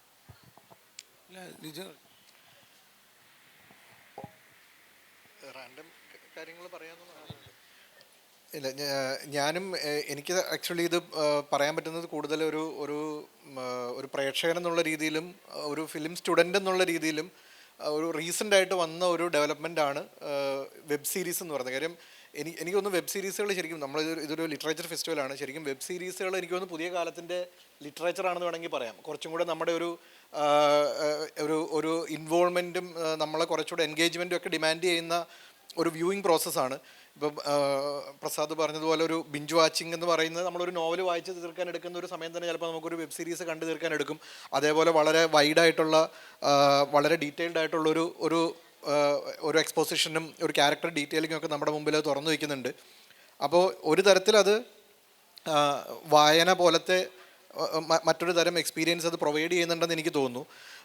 പിന്നെ എനിക്ക് തോന്നുന്നു വെബ് സീരീസുകൾ വരുന്നത് ശരിക്കും ഈ TV-യും സിനിമയും ആയിട്ടുള്ളൊരു കോമ്പറ്റീഷൻ. TV വന്നപ്പോൾ TV-യിലേക്ക് പോയ വഴിതെറ്റിപ്പോയ ഒരു ഗ്രൂപ്പ് ഓഫ് ഓഡിയൻസിനെ തിരിച്ചു കൊണ്ടുവരിക എന്ന് പറയുന്നത് സിനിമയുടെ ഒരു ആവശ്യമായിരുന്നു. അതിന് വേണ്ടിയിട്ട് സിനിമ അതിൻ്റെ പ്രൊഡക്ഷൻ വാല്യൂ കൂട്ടുക, അത് അതിൻ്റെ ഫോർമാറ്റുകളുടെ രീതിയിൽ ഇപ്പോൾ നമ്മളൊക്കെ കേൾക്കുന്നതാണ് IMAX പോലത്തെ ഫോർമാറ്റുകൾ, അല്ലെങ്കിൽ വൈഡ് സ്ക്രീൻ പോലത്തെ ഫോർമാറ്റുകൾ, ഇത്തരം രീതികളിലൊക്കെ ഇതിൻ്റെ ഒരു പ്രൊഡക്ഷൻ വാല്യൂ കൂട്ടി TV എന്ന് പറഞ്ഞാൽ എൻ്റെ TV-യുടെ കോണ്ടൻറ്റ് അല്ലെങ്കിൽ സീരിയലുകൾ ഇത് അല്ലെങ്കിൽ സിറ്റ്കോംസ്, ടോക്ക് ഷോസ്, ഇതൊക്കെ വളരെ ഷെൽഫ് വാല്യൂ കുറവാണ്. ഇതൊരു വൺ ടൈം വാച്ചിന് വേണ്ടിയിട്ടുള്ള ഷെൽഫ് വാല്യൂ കുറവുള്ള കോണ്ടൻറ്റുകളാണ്. പക്ഷേ സിനിമയ്ക്ക് ഷെൽഫ് വാല്യൂ കൂടുതലുണ്ട്. അത് നമ്മളൊരു സിനിമ ഉണ്ടാക്കുമ്പോൾ അത്രയും സീരിയസ് ആയിട്ട് അത്രയും എന്താ പറയണ്ടേ ഡീറ്റെയിൽസിലേക്ക് പോകുന്നത്, അല്ലെങ്കിൽ അതിൻ്റെ ആർട്ട് വർക്ക് ആയാലും പെർഫോമൻസ് ആയാലും ഒക്കെ അത്രയും കോസ്റ്റ്യൂംസ് ആയാലും ഒക്കെ അത്രയും ഡീറ്റെയിലേക്ക് ഇതിനൊരു ഷെൽഫ് വാല്യൂ ഉണ്ട്. ഇറ്റ്സ് ഫോർ എവർ, ഒരു എറ്റേണിറ്റിക്ക് വേണ്ടിയാണ് സിനിമ ഉണ്ടാക്കുന്നത്. ടെലിവിഷൻ കോണ്ടൻറ്റ് അങ്ങനെ ആയിരുന്നില്ല. അവിടെ ടെലിവിഷന് തിരിച്ച് സിനിമയോട് കോമ്പീറ്റ് ചെയ്യേണ്ട വന്ന ഒരു പോയിന്റിലാണ് നമ്മൾ വളരെ സീരിയസ് ആയിട്ടുള്ള ഇത് വെബ് സീരീസ് എന്ന് നമ്മൾ പറയുന്നത് വെബ് സീരീസ് അല്ല, OTT പ്ലാറ്റ്ഫോംസിന് വേണ്ടിയിട്ടല്ല തുടങ്ങിയത്. അത് ശരിക്കും TV-ക്ക് വേണ്ടി തുടങ്ങിയതാണ്. ഇപ്പോൾ എനിക്കൊന്ന് സൂപ്രോണേഴ്സ് എന്നൊക്കെ പറയുന്ന അത്, അല്ലെങ്കിൽ പിന്നെ എനിക്കൊന്ന് വയർ, അതേപോലെ ഈവൻ ഗെയിം ഓഫ് ത്രോൺസ് പോലും HBO സ്റ്റാർട്ട് ചെയ്യുന്നത് ടെലിവിഷനായിട്ടാണ്. ഈവൻ നമ്മൾ ഏറ്റവും ഹൈപ്പ് ചെയ്യുന്ന വെബ് സീരീസ് ആയിട്ടുള്ള ബ്രേക്കിംഗ് ബാഡ് പോലും HBO അവരുടെ TV-ക്ക് വേണ്ടി തുടങ്ങിയതാണ്. പിന്നീടാണത് ഒരു വെബ് പ്ലാറ്റ്ഫോമിലേക്ക് വരുന്നത്. അപ്പോൾ സിനിമയായിട്ട് കോമ്പീറ്റ് ചെയ്ത് TV ഇൻവെൻറ്റ് ചെയ്ത ഒരു എന്താ പറയുക ഒരു ഫോമാറ്റാണ് വെബ് സീരീസ്. അപ്പോൾ പിന്നീട് അത് എന്താ പറയുക തുടക്കത്തിൽ അതിന് നമ്മുടെ ഒരു ടൈം, നമ്മൾ ഓഡിയൻസ് വെയിറ്റ് ചെയ്തിരിക്കണം. അപ്പോഴും അതിൻ്റെ ടൈം എന്ന് പറയുന്ന ഒരു സാധനം അവരെപ്പോൾ അത് ഡ്രോപ്പ് ചെയ്യുന്നു അല്ലെങ്കിൽ എപ്പോൾ എയർ ചെയ്യുന്നു എന്നുള്ളതനുസരിച്ച് നമുക്കത് കൺസ്യൂം ചെയ്യണമായിരുന്നു, അതിനുവേണ്ടി വെയിറ്റ് ചെയ്യണമായിരുന്നു. പക്ഷേ OTT പ്ലാറ്റ്ഫോംസ് വന്നപ്പോൾ നമുക്ക് ഈ പറഞ്ഞ ബിഞ്ച് വാച്ചിങ് എന്ന് പറയുന്ന ഒരു സൗകര്യം വന്നു. ഇത് അവിടെ ഉണ്ട്, നമുക്ക് നമ്മുടെ സൗകര്യത്തിനനുസരിച്ച് എപ്പോൾ വേണമെങ്കിലും കണ്ടു തീർക്കാം എന്ന് പറയുന്ന രീതിയിൽ അത് ഓഡിയൻസിന് കുറച്ചും കൂടി ആക്സസിബിലിറ്റി കൂട്ടി അത് കൺസ്യൂം ചെയ്യാനുള്ള നമ്മുടെ ഒരു ഫ്രീഡത്തിനെ അത് നന്നായിട്ട് തന്നു. ഇതൊക്കെയാണ് എനിക്ക് തോന്നുന്നതിൻ്റെ പ്രിലിമിനറി ആയിട്ട് പറയാവുന്ന ഈ ഒരു ഫോമാറ്റിനെ കുറിച്ചിട്ടുള്ള സാധനങ്ങൾ. പിന്നീട് എനിക്ക് തോന്നുന്നു ലോകത്ത് മറ്റ് സ്ഥലങ്ങളിലൊന്നും ഇല്ലാത്തൊരു അഡ്വാൻറ്റേജ് ഇന്ത്യയിലുണ്ടായിരുന്നു. ഈ പറഞ്ഞ സെൻസർഷിപ്പിനെ നമുക്ക് ബൈപ്പാസ് ചെയ്യാം എന്നുള്ള ഒരു സ്കോപ്പ് ഉണ്ടായിരുന്നു. അത് ഇപ്പോൾ ഇവിടെ പറഞ്ഞ ഈ ടൈറ്റിലുകൾ സേക്രഡ് ഗെയിംസോ അല്ലെങ്കിൽ താണ്ഡവ് അല്ലെങ്കിൽ പാതാൾ ലോക്, ലൈല ലൈല എന്ന് പറയുന്ന സീരീസിനാണ് എനിക്കൊന്ന് ആദ്യം നെറ്റ്ഫ്ലിക്സ് ഒരു സെക്കൻഡ് സീസൺ അലൗ ചെയ്യാണ്ടിരുന്നത്. കാരണം ഇത് വളരെ കൃത്യമായിട്ട് ഇത് മോണിറ്റർ ചെയ്യപ്പെടുകയും കോർപ്പറേറ്റ് കമ്പനികൾക്ക് കടിഞ്ഞാണിടാൻ ശരിക്കും ഇൻഡിവിജ്വൽ പ്രൊഡ്യൂസേഴ്സിനെയോ ഫിലിം മേക്കേഴ്സിനെയോ കൺട്രോൾ ചെയ്യുന്നതിനേക്കാൾ എളുപ്പമാണ് എന്നുള്ളത് കൊണ്ട് ലൈല എന്ന് പറയുന്ന ഒരു സീരീസിന് ഒരു സെക്കൻഡ് സീസൺ ഉണ്ടായില്ല. സ്വാഭാവികമായിട്ടും അത് തന്നെ സേക്രഡ് ഗെയിംസിനും സംഭവിച്ചു. എനിക്ക് തോന്നുന്നു അനുരാഗ് കശ്യപ് എന്ന് പറയുന്ന ഒരു ഫിലിം മേക്കർക്ക് ബോംബെയിൽ ഒരു സിനിമ ചെയ്യാൻ പോലും പറ്റാത്തൊരു സിറ്റുവേഷനിലേക്ക് കാര്യങ്ങൾ എത്തി. അത്രയും വളരെ ഡിഫിക്കൽട്ടായിട്ടുള്ള ഒരു ഫേസ് കൂടിയാണ് നമ്മൾ കടന്നുപോയിക്കൊണ്ടിരിക്കുന്നത്. മലയാളത്തിലേക്ക് വന്നതിൽ എനിക്ക് തോന്നുന്നു മലയാളത്തിൽ എന്തുകൊണ്ട് നമ്മുടെ സിനിമകൾ ഉണ്ടാക്കിയെടുത്ത പോലത്തെ ഒരു സ്പേസ് വെബ് സീരീസ് ഉണ്ടാക്കിയില്ല എന്ന് തോന്നുന്നത്, ഒന്ന് നമ്മുടെ വളരെ ലിമിറ്റഡ് ആയിട്ടുള്ള ഒരു ഓഡിയൻസാണ്. നമ്മൾ ഈ പറഞ്ഞ 3 കോടിയിൽ എത്ര ആൾക്കാർ ഇത് കാണുന്നു. പിന്നെ OTTകളുടെ കിട്ടിയ ഫീഡ്ബാക്ക് അനുസരിച്ചിട്ട് ഏറ്റവും കൂടുതൽ ടെലിഗ്രാമിൽ കൺസ്യൂം ചെയ്യുന്ന ഒരു ലാംഗ്വേജ് മലയാളമാണ്. കേരളത്തിലാണ് ഏറ്റവും കൂടുതൽ എന്നുവെച്ചാൽ OTTയിൽ വരുന്ന സിനിമകൾ ടെലിഗ്രാമിൽ ഡൗൺലോഡ് ചെയ്ത് കാണുന്നത് ഏറ്റവും കൂടുതലുള്ളത് കേരളത്തിലാണ്. അതുകൊണ്ട് തന്നെ മലയാളം സിനിമകൾക്ക് പൈസ തന്നു വാങ്ങിക്കാനും മലയാളം സീരീസുകൾക്ക് വേണ്ടി ഇൻവെസ്റ്റ് ചെയ്യാനും ഒക്കെ അവർക്ക് ഹെസിറ്റേഷൻ ഉണ്ട്. എനിക്ക് പേഴ്സണലി വളരെ ക്യൂരിയോസിറ്റി ഉള്ളൊരു കാര്യമാണ് എന്തുകൊണ്ടാണ് അർഷദിൻ്റെ സീരീസ് ചെയ്ത 1 വർഷമായിട്ടും ഇപ്പോഴും അത് റിലീസ് ചെയ്യാത്ത, അവരത് ചെയ്യാത്തെന്നുള്ളത് എനിക്കറിയില്ല. ഞാനത് കാണുമ്പോൾ ചോദിക്കണം എന്ന് വിചാരിച്ചൊരു കാര്യമാണ്. അതെ, അനുഭവം മറ്റുള്ളവർക്കും കൂടി ഇൻട്രസ്റ്റഡ് ആണോ എന്നും കൂടി അറിഞ്ഞു കഴിഞ്ഞാൽ രസമുണ്ട്. എൻ്റെ വെബ് സീരീസ് ഇറങ്ങാതിരിക്കാൻ അങ്ങനെ പ്രത്യേകിച്ച് രാഷ്ട്രീയപരമായ കാരണമൊന്നുമില്ല. അത് പക്ഷെ ഇറങ്ങിയില്ല എന്നുള്ളതാണ് എൻ്റെ സത്യം. ഇറങ്ങും. അവർ കഴിഞ്ഞ ആഴ്ച വരെ പറഞ്ഞ പ്രകാരം ഏപ്രിലോടുകൂടി ഇറങ്ങും എന്നാണ് പറയുന്നത്. അതിനവർ പറയുന്ന, അതായത് അതിന് പറയുന്ന കാരണം ഇപ്പോഴത്തെ സോണി ലീവിൻ്റെ ഒരു പോളിസി പ്രകാരം ഏതൊരു റീജിയണൽ ലാംഗ്വേജിലും അറ്റ് എ ടൈം ഒരു സിനിമ അല്ലെങ്കിൽ ഒരു സീരീസ് അതേ അവർ എയർ ചെയ്യുള്ളൂ എന്നാണ്. അപ്പം ഞങ്ങളെല്ലാ മാസവും ആ മാസം ഇറങ്ങുന്ന മലയാള സിനിമ നോക്കി വയ്ക്കും. എന്നിട്ട് പിന്നെ ഈ പടം സോണി ലീവ് വാങ്ങരുതേ എന്ന് നമ്മൾ പ്രാർത്ഥിക്കും. പക്ഷേ അവസാന നിമിഷം അവർ വാങ്ങും ഏതെങ്കിലും പടം. ഇപ്പോൾ അവസാനം ബേബി ഗേളാണ് അവർ വാങ്ങിയത്. അപ്പോൾ ഫെബ്രുവരിയിൽ ഉണ്ടാവില്ല. ഇനിയിപ്പോൾ മാർച്ചിലേക്ക് ഇപ്പോൾ ഇറങ്ങിയ പ്രകമ്പനം ഇങ്ങനെയുള്ള കുറച്ച് അധികം നല്ല പടങ്ങൾ ഇറങ്ങിയല്ലോ. അപ്പോൾ ഇത് ഏതെങ്കിലും സോണി ലീവ് വാങ്ങരുതേ എന്നാണ് ഞങ്ങൾ രഹസ്യം പറ്റി. അവരുടെ പോളിസി പ്രകാരം അങ്ങനത്തെ ഒരു ഗതികേടിലുള്ളത്. പക്ഷേ ഈ പോളിസിയൊക്കെ അവർക്ക് മാറ്റാവുന്നതാണ്. ഞാൻ നേരത്തെ ചോദിച്ചതുപോലെ എങ്ങനെയാണ് ഇതിൻ്റെ പിച്ച് ചെയ്യുന്നത് വെച്ചാൽ, കുറച്ച് മുമ്പ് നിങ്ങൾക്ക് പരിചയമുണ്ടാവും. കുറച്ച് മുമ്പ് എറണാകുളത്ത് ഞാൻ ആദ്യം ഇവർ ഈ ഹെഡിങ് പറഞ്ഞപ്പോൾ എനിക്ക് അതാ ഓർമ്മ വന്നു. വെബ് സീരീസുകളുടെ കാലം എന്ന് പറഞ്ഞപ്പോൾ അങ്ങനെ ഒരു കാലം എറണാകുളത്തെ സിനിമാക്കാരുടെ ഇടയിൽ ഉണ്ടായിരുന്നു. അതായത് ക്രൗൺ പ്ലാസ പോലത്തെ ഒരു ഹോട്ടലിൽ ഈ ബോംബെയിൽ നിന്നൊക്കെ വന്ന് ഈ OTT പ്ലാറ്റ്ഫോമിൻ്റെ ആൾക്കാർ ഇങ്ങനെ തമ്പടിച്ചിട്ട് മലയാള സിനിമയിലുള്ള പ്രമുഖന്മാരെല്ലാവരും അവരുടെ ക്രൗൺ പ്ലാസിൻ്റെ ലോബിയിൽ ഇങ്ങനെ നിൽക്കുന്നു. ഓരോരുത്തർ വരിയായിട്ട് കയറുന്നു, പിച്ച് ചെയ്യുന്നു, പുറത്തിറങ്ങുന്നു. ഇങ്ങനത്തെ ഒരു കാലം ഉണ്ടായിരുന്നു. അതാണ് എനിക്ക് ഈ ഹെഡിങ് കണ്ടപ്പോൾ ആദ്യം ഓർമ്മയത്. അപ്പോൾ അതിൽ നിന്ന് വളരെ കുറച്ച് ആൾക്കാരാണ് അവർ സ്വീകരിക്കുകയും അത് എല്ലാം ഒന്നും സിനിമ ആയില്ല, വെബ് സീരീസ് ആയില്ല, ചിലതൊക്കെ ആയി. അതിലൊരു ഭാഗ്യം കിട്ടിയ ആളാണ് ഞാനും. അപ്പോൾ അതിൽ എല്ലാതരം OTT പ്ലാറ്റ്ഫോം വന്നിട്ടുണ്ട്. 2 ഇവിടെ മലയാളത്തിൽ ചെയ്യുന്നുള്ളൂ, ഹോട്ട്സ്റ്റാറും സോണി ലീവ് മാത്രം. അപ്പോൾ ഹോട്ട്സ്റ്റാർ നിരന്തരമായി ചെയ്തുകൊണ്ടിരിക്കുന്നത്. സോണി ലീവ് 2 ഇതുവരെ പുറത്തിറങ്ങിയത്. ബാക്കി വർക്ക് നടന്നുകൊണ്ടിരിക്കുന്നത്. ഇപ്പോൾ എൻ്റെതാണ് ഇപ്പോൾ പൂർത്തിയായി കിടക്കുന്നത്. അത് താമസിയാതെ ഇറങ്ങുമെന്നാണ് വിചാരിക്കുന്നത്. പക്ഷേ എനിക്ക് തോന്നുന്നത് വെച്ചാൽ ഞാനെപ്പോഴും സിനിമയെക്കുറിച്ചാണെങ്കിലും വെബ് സീരീസിനെ സംസാരിക്കുമ്പോഴൊക്കെ ഞാനും ആഗ്രഹിച്ചത് നമുക്ക് പറയാനുള്ളതെല്ലാം പറയാം എന്ന ഒരു ആശ്വാസത്തിലായിരുന്നു ഈ സബ്ജക്റ്റ് ഞാൻ പിച്ച് ചെയ്തത്. കാരണം ഇവിടെ പല കാരണങ്ങൾ കൊണ്ടും നടക്കാതെ പോയ ഒരു സബ്ജക്റ്റാണ് ഞാൻ സോണി ലീവിനോട് പറഞ്ഞത്. അതിന് പല കാരണങ്ങളുണ്ടാവും. അങ്ങനെയുള്ള റോള് ചെയ്യാൻ താല്പര്യമില്ലാത്ത നടീനടന്മാർ മുതൽ അതിൽ ഇൻവെസ്റ്റ് ചെയ്യാൻ മടിക്കുന്ന ഇൻവെസ്റ്റേഴ്സ് മുതൽ അങ്ങനെ പലതരത്തിലുള്ള കാരണങ്ങളാൽ നീണ്ടു പോയ എൻ്റെ ഒരു സബ്ജക്റ്റാണ് ഇവർക്ക് കൊടുത്തത്. അപ്പോൾ അത് UAPA ബേസ് ചെയ്തിട്ടുള്ള ഒരു സബ്ജക്റ്റായിരുന്നു. അപ്പോൾ അവരത് ഫസ്റ്റ് ഡ്രാഫ്റ്റ് വായിച്ചപ്പോൾ തന്നെ അത് ഓക്കെ പറയുന്നു. ഓക്കെ പറഞ്ഞു കഴിഞ്ഞാൽ പിന്നെ ഡിസ്കഷനാണ്. പിന്നെയാണ് അവർ എന്തൊക്കെ ഓക്കെ അല്ല എന്ന് പറയുക. ആദ്യം ഓക്കെ എന്ന് പറഞ്ഞിട്ട് പിന്നെ പതിയെ ഓരോരുത്തരെ അതിൻ്റെ ചിറക് വെട്ടുന്ന ഓരോരോ ചിറകായിട്ട് വെട്ടി വരെ ചെയ്യും. അപ്പം ഞാൻ കുറച്ച് അധികം എഴുതിയത് കൊണ്ട് വെട്ടിയതൊന്നും സാരമായി ബാധിച്ചിട്ടില്ല. സെൻസർഷിപ്പ് എന്നവർ പറഞ്ഞ അവർക്കെല്ലാം ഈ പറഞ്ഞ താണ്ഡവ് എപ്പിസോഡിന് ശേഷം അതിഭീകരമായ കൺട്രോളുണ്ട് ഈ OTT പ്ലാറ്റ്ഫോം. അവർക്ക് പ്രത്യേക തന്നെ ലീഗൽ ഡിവിഷൻ ഉണ്ട്. അവരാണ് നോക്കുക. അവർ വക്കീലന്മാരാണ്, MBA-കാരാണ്, അവർ ക്രിയേറ്റീവ് പേഴ്സൺസ് ആയിക്കൊള്ളണമെന്നില്ല. അതിൻ്റെയൊക്കെ പ്രശ്നങ്ങൾ ഇതിൻ്റെ ഓൺഗോയിങ് പ്രോസസ്സിൽ ഞങ്ങളൊക്കെ അനുഭവിക്കുന്നുണ്ട്. അത് വളരെ ഭീകരമാണത്. അതായത് ക്രിയേറ്റിവിറ്റി എന്താണെന്നറിയാത്ത കുറേ ആൾക്കാർ വെറും ലീഗൽ കണ്ണിലൂടെയും മാനേജ്മെൻറ്റ് കണ്ണിലൂടെയും മാത്രം നമ്മളുടെ ക്രിയേറ്റീവ് സ്പേസിൻ്റെ മേലെ കയറി താണ്ഡവമാടുന്ന കാണുമ്പോൾ അത്ര സുഖകരമല്ല. അതിലൂടെ കൂടി കടന്നു പോയിട്ടാണ് അവസാനം ഞങ്ങൾ ഫൈനൽ ഡ്രാഫ്റ്റ് സബ്മിറ്റ് ചെയ്തത്. എനിക്ക് തോന്നുന്നത് ഞങ്ങളിങ്ങനെ OTT-യെ കുറിച്ച് ഇങ്ങനെ പറഞ്ഞതിനപ്പുറത്ത് സീരീസൊക്കെ എല്ലാവരും കാണുന്നതാണ്. അപ്പോൾ നിങ്ങളിൽ നിന്നുള്ള സംശയങ്ങളും ചോദ്യങ്ങളും അതൊക്കെ ചോദിച്ചു കഴിഞ്ഞാൽ നമുക്ക് രസമുണ്ടാവും തോന്നുന്നു. അതായത് ഇതിൻ്റെ അകത്ത് ഞാൻ വേറെ കാര്യം, നമ്മൾ ഈ നിങ്ങൾക്ക് ഇൻട്രസ്റ്റിംഗ് ആയി തോന്നാവുന്ന രീതിയിൽ, അതായത് ഈ ഇപ്പോൾ നിങ്ങളുടെയൊക്കെ തലമുറയ്ക്ക് മുമ്പ്, ഇപ്പോൾ എൻ്റെയൊക്കെ തലമുറ, ഞാൻ നിങ്ങളെ പോലെ ഡിഗ്രിക്ക് പഠിക്കുന്ന കാലത്ത് അന്ന് ടെലിവിഷനിലായിരുന്നു സീരിയലുകൾ വന്നിട്ട്, ടെലിവിഷൻ സീരിയൽ. ഇന്നിപ്പോൾ കാണുന്ന സീരിയലല്ല കേട്ടോ അത്. ഇന്നിപ്പോൾ സീരിയൽ എന്ന് പറഞ്ഞാൽ അത് നിർബാധം എന്തൊക്കെയോ കഥാപാത്രങ്ങൾ പെട്ടെന്ന് വഴി വെച്ച് മാറുന്നു. എന്താ പറയുക, ഒരു കഥാപാത്രം അഭിനയിച്ചാൽ മരിച്ചു പോയ വേറെ ആൾ വരുന്നു ഒക്കെ. അങ്ങനെയല്ല ആ കാലത്ത് ടെലിവിഷൻ ജനം, ആ കാലം അന്ധകാലം നല്ലതായിരുന്നല്ലോ. പക്ഷേ ആ കാലത്ത് ഒരു പ്രധാനപ്പെട്ട അത് പറയാനാണ് ലിറ്റററി അഡാപ്റ്റേഷൻ. നേരത്തെ ലിജിൻ സൂചിപ്പിച്ച കാര്യമുണ്ട്. ലിറ്ററേച്ചറിനൊരു, ഞാൻ നോവലിന് റീബർത്ത് കിട്ടിയത്, അതായത് നോവലിൻ്റെ നരേറ്റീവ് ഫോം. നോവലിനറിയാലോ നിങ്ങൾക്ക്, നോവൽ എന്ന് പറഞ്ഞാൽ നരേറ്റീവാണ്. അതായത് ഒരു കാര്യം നമുക്ക് ചെറുകഥ എന്നുള്ള ഒറ്റ സംഭവത്തിലേക്കോ ഒരു വ്യക്തിയിലേക്കോ ഒരു പ്ലോട്ടിലേക്കോ ചുരുക്കും. അതിൻ്റെ അകത്ത് ഒരു ആലോചനയെ സാന്ദ്രീകരിക്കലാണ് ചെറുകഥയെങ്കിൽ. നോവലിനൊരു പൊതു സ്വഭാവമുണ്ടെങ്കിൽ ആലോചന എങ്ങനെ നമ്മൾക്ക് വിശദാംശങ്ങളിലേക്ക് പോകാനും ഓരോ ക്യാരക്ടർ എക്സ്പാൻഡ് ചെയ്യാനും അതിൻ്റെ ഉള്ളിലേക്ക് പോകാനൊക്കെ ഒരുപാട് സാധ്യത നോവൽ തരുന്നുണ്ട് നരേറ്റീവ്. അപ്പോൾ ഈ നരേറ്റീവിൻ്റെ റീബർത്ത് ശരിക്കും സിനിമയേക്കാൾ കൂടുതൽ വെബ് സീരീസ് സാധ്യമാക്കിയിരുന്നു. അപ്പോൾ അതൊരു വലിയ കൗതുകം. ടെലിവിഷൻ സീരീസ് ചെയ്തിരുന്നു ഒരു കാലത്ത്.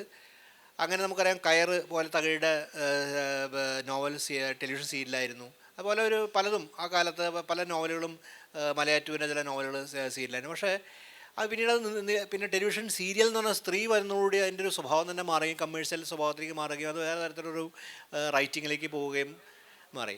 ഈ നരേറ്റീവിന് റീബർത്ത് കിട്ടിയത് ഇപ്പോൾ നമ്മൾ പലതും നോക്കുകയാണെങ്കിൽ, ഇപ്പോൾ സൂട്ടബിൾ ബോയ് എന്ന് പറഞ്ഞാൽ വിക്രം സെയ്ത്ത് എഴുതിയ സൂട്ടബിൾ ബോയുടെ അത് അഡാപ്റ്റേഷനാണ്. റിലേഷൻസിനെ കുറിച്ച്, ഓപ്പൺ റിലേഷനെ കുറിച്ച് നമ്മൾ പുതിയ തലമുറയായിട്ട് വലിയ രീതിയിൽ കമ്മ്യൂണിക്കേറ്റ് ചെയ്യുന്ന സീരീസിലെ പറയുക എന്താ പറയുക, ട്രാൻസ് റിലേഷൻസിനെ കുറിച്ച്, ഓപ്പൺ റിലേഷൻസിനെ കുറിച്ച്, അതുപോലെ തന്നെ കാസ്റ്റിൻ്റെ ഇനീക്വിറ്റിയെ കുറിച്ച്, അതിന് മറികടക്കാനുള്ള ജീവിത സമരങ്ങളെക്കുറിച്ചൊക്കെ വളരെ ഓപ്പണായിട്ട് ഡിസ്കഷൻസ് സിനിമയ്ക്ക് സാധ്യമല്ലാത്തൊക്കെ തന്നെ വെബ് സീരീസ് സാധ്യമാക്കിയിരുന്നു. അപ്പോൾ അതിൻ്റെ വലിയൊരു സാധ്യതകൾ വെബ് സീരീസ് തുറന്നു വരുന്ന സമയത്ത് മലയാളത്തിൽ എന്തുകൊണ്ട് ഇത് വന്നില്ല കുറിച്ച് ഞാൻ പലപ്പോഴും ആലോചിച്ചു. കാര്യം ഉദാഹരണത്തിന് നോക്കുകയാണെങ്കിൽ മലയാളത്തിൽ വെബ് സീരീസിന് സുന്ദരമായി പറ്റുകയും ഇന്നത്തെ തലമുറയ്ക്ക് വളരെ കമ്മ്യൂണിക്കേറ്റീവാണ്. പുനത്തിലിൻ്റെ മരുന്ന് പണ്ട് ആരോ ടെലിവിഷൻ സീരിയലൊക്കെ നോക്കിയിരുന്നു, വെബ് സീരീസ് ആക്കി കഴിഞ്ഞാൽ.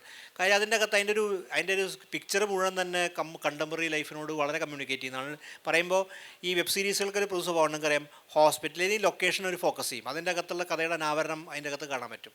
അത് പഴയ ടെലിവിഷൻ സീരിയലായിട്ടൊരു സാദൃശ്യം ആ നിലയ്ക്കുണ്ട്. അപ്പോൾ മലയാളത്തിൽ ഒരുപാട് നോവലുകൾ ഇപ്പോൾ നോക്കുകയാണെങ്കിൽ മലയാളത്തിലെ പല കഥകളും, മലയാളത്തിലെ ചില നോൺ ഫിക്ഷൻ പോലും വെബ് സീരീസ് ആവാൻ വേണ്ടി കാത്തു കിടക്കുകയാണ്. കാര്യം അതിൻ്റെ നരേറ്റീവിന് റീബർത്ത്, ഒരു വിഷ്വൽ റീബർത്തിന് വലിയ സ്കോപ്പ് തന്നെ ഉണ്ട്. അപ്പോൾ ഞാൻ പലപ്പോഴും ആലോചിക്കാറുണ്ട്, സി സ്പേസ് പോലെ ഗവൺമെൻറ് ഒരു OTT പ്ലാറ്റ്ഫോം ആരംഭിച്ചു. അതിപ്പോൾ കാര്യക്ഷമമായി പ്രവർത്തിക്കണോ എനിക്കറിയില്ല. അതിനകത്ത് വിക്കലും അതിൻ്റെ അകത്തുള്ള കാഴ്ചയൊക്കെ എന്തിനാണ് തുടങ്ങിയതൊരു ബദൽ പ്ലാറ്റ്ഫോം നിലയ്ക്ക് ഇൻഡിപെൻഡൻറ്റ് സിനിമകൾ കാണാനുള്ള നിലവിലുള്ള കോർപ്പറേറ്റ് പ്ലാറ്റ്ഫോം ബദലായിട്ടാണ് കേരള ഗവൺമെൻറ് സി സ്പേസ് ആരംഭിച്ചത്. പക്ഷേ ആ നിലയ്ക്ക് ആരെങ്കിലും സ്പേസസ് കാണുന്നുണ്ടോ, നിങ്ങൾ കേട്ടിട്ട് പോലും ഉണ്ടോ എന്ന് എനിക്കറിയില്ല. പക്ഷേ സി സ്പേസ് ഒരു പുതിയ വെബ് സീരീസ് സംസ്കാരത്തിന് വലിയ സാധ്യത ഒരുക്കുമായിരുന്നു. കാരണം എന്തായാലും KSFDC ചിത്രാഞ്ജലിയും സബ്സിഡൈസ് ഉണ്ട്, സിനിമാ നിർമ്മാണം സബ്സിഡൈസ് ഉണ്ട്.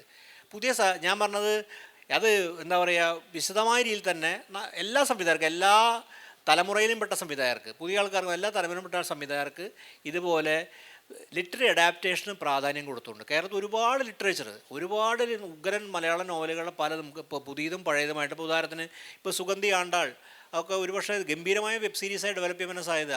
അതുപോലെ തന്നെ നമ്മൾ നോക്കുകയാണെങ്കിൽ ഇപ്പോൾ നമ്മുടെ PF മാത്യൂസിൻ്റെ ഉണ്ടല്ലോ അടയാളപ്രേതം, അത് ഗംഭീര വെബ് സീരീസായി ഡെവലപ്പ് ചെയ്യാൻ പറ്റുന്ന സാധനമാണ്. ഇങ്ങനെ ഒരുപാട് നോവലുകൾ വെബ് സീരീസ് ആവാൻ വേണ്ടി മലയാളത്തിൽ കിടക്കുന്നത്. അതുപോലെ മാത്രമല്ല പലതരത്തിലുള്ള നോൺ ഫിക്ഷൻ റൈറ്റിംഗ് ഉണ്ടായിരിക്കാം.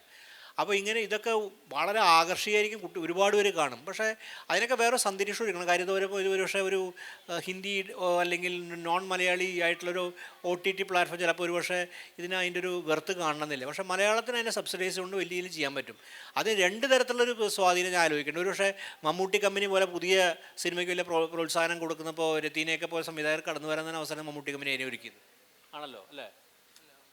അല്ല അല്ലെങ്കിൽ ആ മമ്മൂട്ടിയെ പോലെ അവർക്ക് മമ്മൂട്ടി കമ്പനി പുതിയ തലമുറ പുതിയ സംവിധായകർ കടന്നു വരാനുള്ള സ്പേസ് ഉണ്ടാക്കി കൊടുക്കാനുള്ള ഒരു പ്രൈവറ്റായിട്ട് പല ആൾക്കാർക്കും താല്പര്യമുണ്ട്. അപ്പോൾ അവർക്കെല്ലാം ശരിക്കും ഇതിൻ്റെ അകത്ത് വ്യാപകമായ രീതിയിൽ പ്രവർത്തിക്കാവുന്നതാണ് ഇറക്കാണ്. കാര്യം വലിയ മൂലധനത്തിലേക്ക് പോവാതെ തന്നെ ഇതിനെ വേറെ രീതിയിലൊരു കൈകാര്യം ചെയ്യുന്നൊരു പ്രവണത വളരെ രസമായിരിക്കും.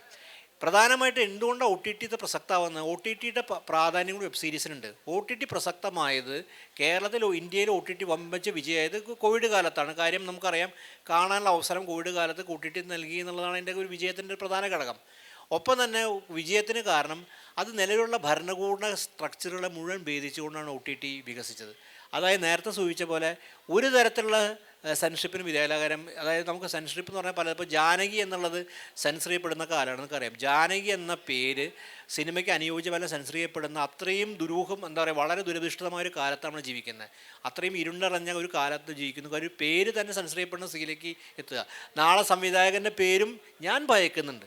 നാളെ സംവിധായകൻ്റെ പേരും തിരക്കഥാകൃത്തിൻ്റെ പേരൊക്കെ തന്നെ സെൻസർഷിപ്പിന് വിധേയമാവുന്നൊരു കാലം അല്ലെങ്കിൽ അയാൾ ചെയ്ത സിനിമയുടെ സ്വാഭാവിക നാളെ ഹർഷത്തിനെ വിലക്കാനുള്ള സാധ്യത വരെ ഞാൻ കാണുന്നുണ്ട്. ഇപ്പോൾ അതൊക്കെ വരുന്ന ഭാവിയിൽ ഒരു പക്ഷേ ഒരാളെ നിർബന്ധ സാഹചര്യത്തിലേക്ക് മാറ്റണം. അപ്പോൾ ഇതൊക്കെ പ്രതീക്ഷിക്കണം. അല്ലാത്തൊരു കാലത്തല്ല നമ്മൾ ജീവിക്കുന്നത്. പ്രതീക്ഷിക്കാനും അതിനെ പ്രതിരോധിക്കാനും നമുക്കുണ്ട്. പക്ഷേ OTT പ്രതിരോധിക്കാനുള്ള പ്ലാറ്റ്ഫോമായിരുന്നു. നമുക്ക് പുതിയ പുതിയ സാധ്യതകൾ, പുതിയ പുതിയ സ്ട്രക്ചറുകൾക്ക് അതീതമായ പുതിയ കാര്യം ആലോചിക്കാൻ. ഇപ്പോൾ UAPA പോലെ വിഷയം സിനിമ ചെയ്യാൻ ഭയങ്കര മടിക്കും. അതിനോട് സമാനമായ സിനിമയുടെ പേരാണ് പൃഥ്വിരാജ്. ചിത്രാജ് ശരിക്കും അത്ര പൊളിറ്റിക്കലായിട്ടുള്ള ആളൊന്നല്ല. കാശി ഇപ്പോഴും വേട്ടയിടപ്പെടുന്ന അങ്ങനെ സിനിമ അതിന് അടുത്തുകൂടെ പോയി എന്നാണ് കാശി ആ പാടെ ചെയ്ത ഒരു തെറ്റ്. പക്ഷേ അങ്ങനെ ഒരു സിനിമ, അങ്ങനെ UAPAക്ക് രണ്ട് വശമുണ്ട്. ഒന്ന് ഫിക്ഷണലൈൻ ചെയ്യാം. UAPA തന്നെ ഒരു UAPA കുറിച്ച് തന്നെ നിങ്ങൾക്ക് നോൺ ഫിക്ഷൻ രീതിയിലൊരു സീരീസ് ചെയ്യാം. ഇപ്പോൾ നിങ്ങൾ നോക്കിയാൽ എപ്സ്റ്റീൻ ഫയൽസ് പറഞ്ഞിട്ട് നെറ്റ്ഫ്ലിക്സിലാണോ ആമസോണിലാണോ എനിക്ക് എപ്സ്റ്റീൻ ഫയൽസ് എന്ന സീരീസ് ഉണ്ട് അതിൻ്റെ അകത്ത് ആ നെറ്റ്ഫ്ലിക്സിൽ. നിങ്ങൾക്ക് കേരളത്തിലോ ഇന്ത്യയിലോ അങ്ങനെ ഒരു സാധനം പ്രതീക്ഷിക്കാൻ പറ്റുമോ?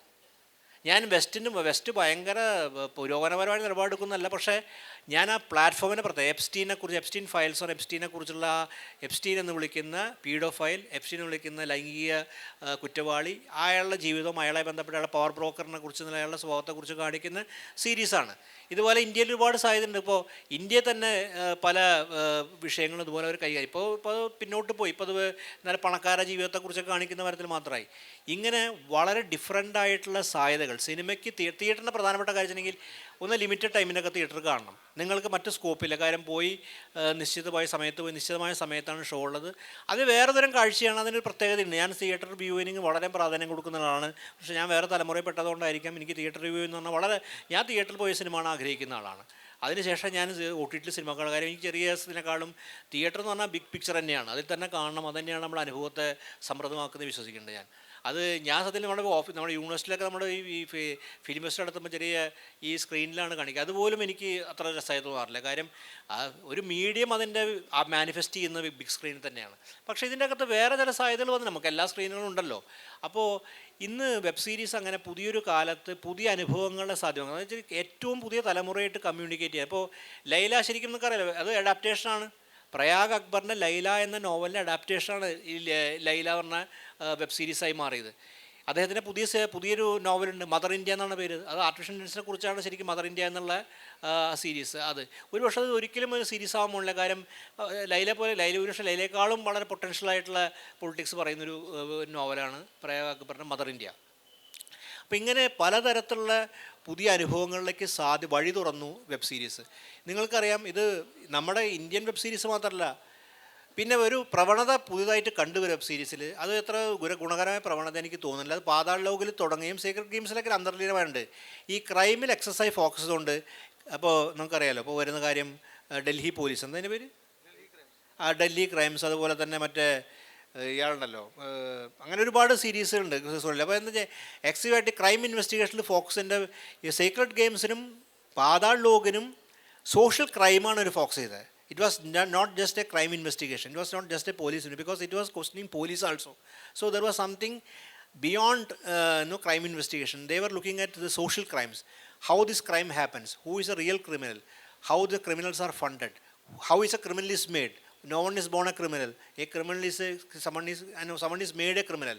അതെന്തായിരുന്നു കാരണം തുടങ്ങിയ കാര്യങ്ങൾ സൂക്ഷ്മമായി നോക്കുന്ന തരത്തിലാണ്. പക്ഷേ ഇന്നത് മാറിയിട്ട് ഇതൊക്കെ തന്നെ തിരിച്ചും ക്രിമിനൽ പശ്ചാത്തലമായി മാറുകയും ഈ ഫാമിലി മാനും ഈ പുതിയ ഇപ്പോൾ കഴിഞ്ഞ ദിവസം ഇറങ്ങിയ ദൽദലിലാണെങ്കിലും തൊട്ടുമുമ്പത്തെ ഡൽഹി ക്രൈമിലും ആത്യന്തികമായി ചെന്ന് എത്തിക്കച്ചിട്ടുണ്ടെങ്കിൽ സബാൾട്ടൻ സമൂഹമാണ് ക്രിമിനൽസായി മാറുകയാണ്. സട്ടിലായിട്ട് ഇവർ പറയുന്ന കാര്യം എല്ലാ ക്രൈമും അവസാനം കൊണ്ടെത്തുന്നറിയോ കീഴാള സമൂഹങ്ങളാണ് ക്രിമിനൽസിന് ഉത്തരവാദികൾ. കീഴാള സമൂഹത്തിനാണ് ക്രിമിനൽസ് ഉണ്ടാവുന്ന അതിൻ്റെ ആ കൾച്ചറാണ് കീഴാള സമൂഹത്തിൻ്റെ ഒരു സാംസ്കാരിക ജീവിതത്തിലാണ് ഈ ക്രിമിനൽസ് നർച്ചറിയപ്പെടുന്ന തരത്തിലൊരു വിചിത്രമായ ഒരു രീതിയിലേക്ക് വെബ് സീരീസ് മാറിക്കൊണ്ടിരിക്കുന്ന ഒരു എന്താ പറയുക വിപര്യം ഇന്ന് കാണുന്നുണ്ട്. ഇതിനെ ചാലഞ്ച് ചെയ്തുകൊണ്ടാണ് പ്രത്യേകിച്ച് ഈ ഞാൻ സൂട്ടബിൾ മീഡിയയാണ് ശരിക്കും താണ്ഡവനേക്കാൾ മുമ്പ് സൂട്ടബിൾ ബോയ് എന്ന് പറഞ്ഞ സീരീസാണ് ശരിക്കും ഹിന്ദുത്വ രാഷ്ട്രീയത്തെ ഒന്ന് വിറപ്പിച്ചത്. കാരണം വെച്ചിട്ടുണ്ടെങ്കിൽ സൂട്ടബിൾ ബോയ് ഏതാണ്ട് സ്വാതന്ത്ര്യത്തിന് തൊട്ട് പിന്നിലുള്ള കാലത്താണ് വരുന്നത്.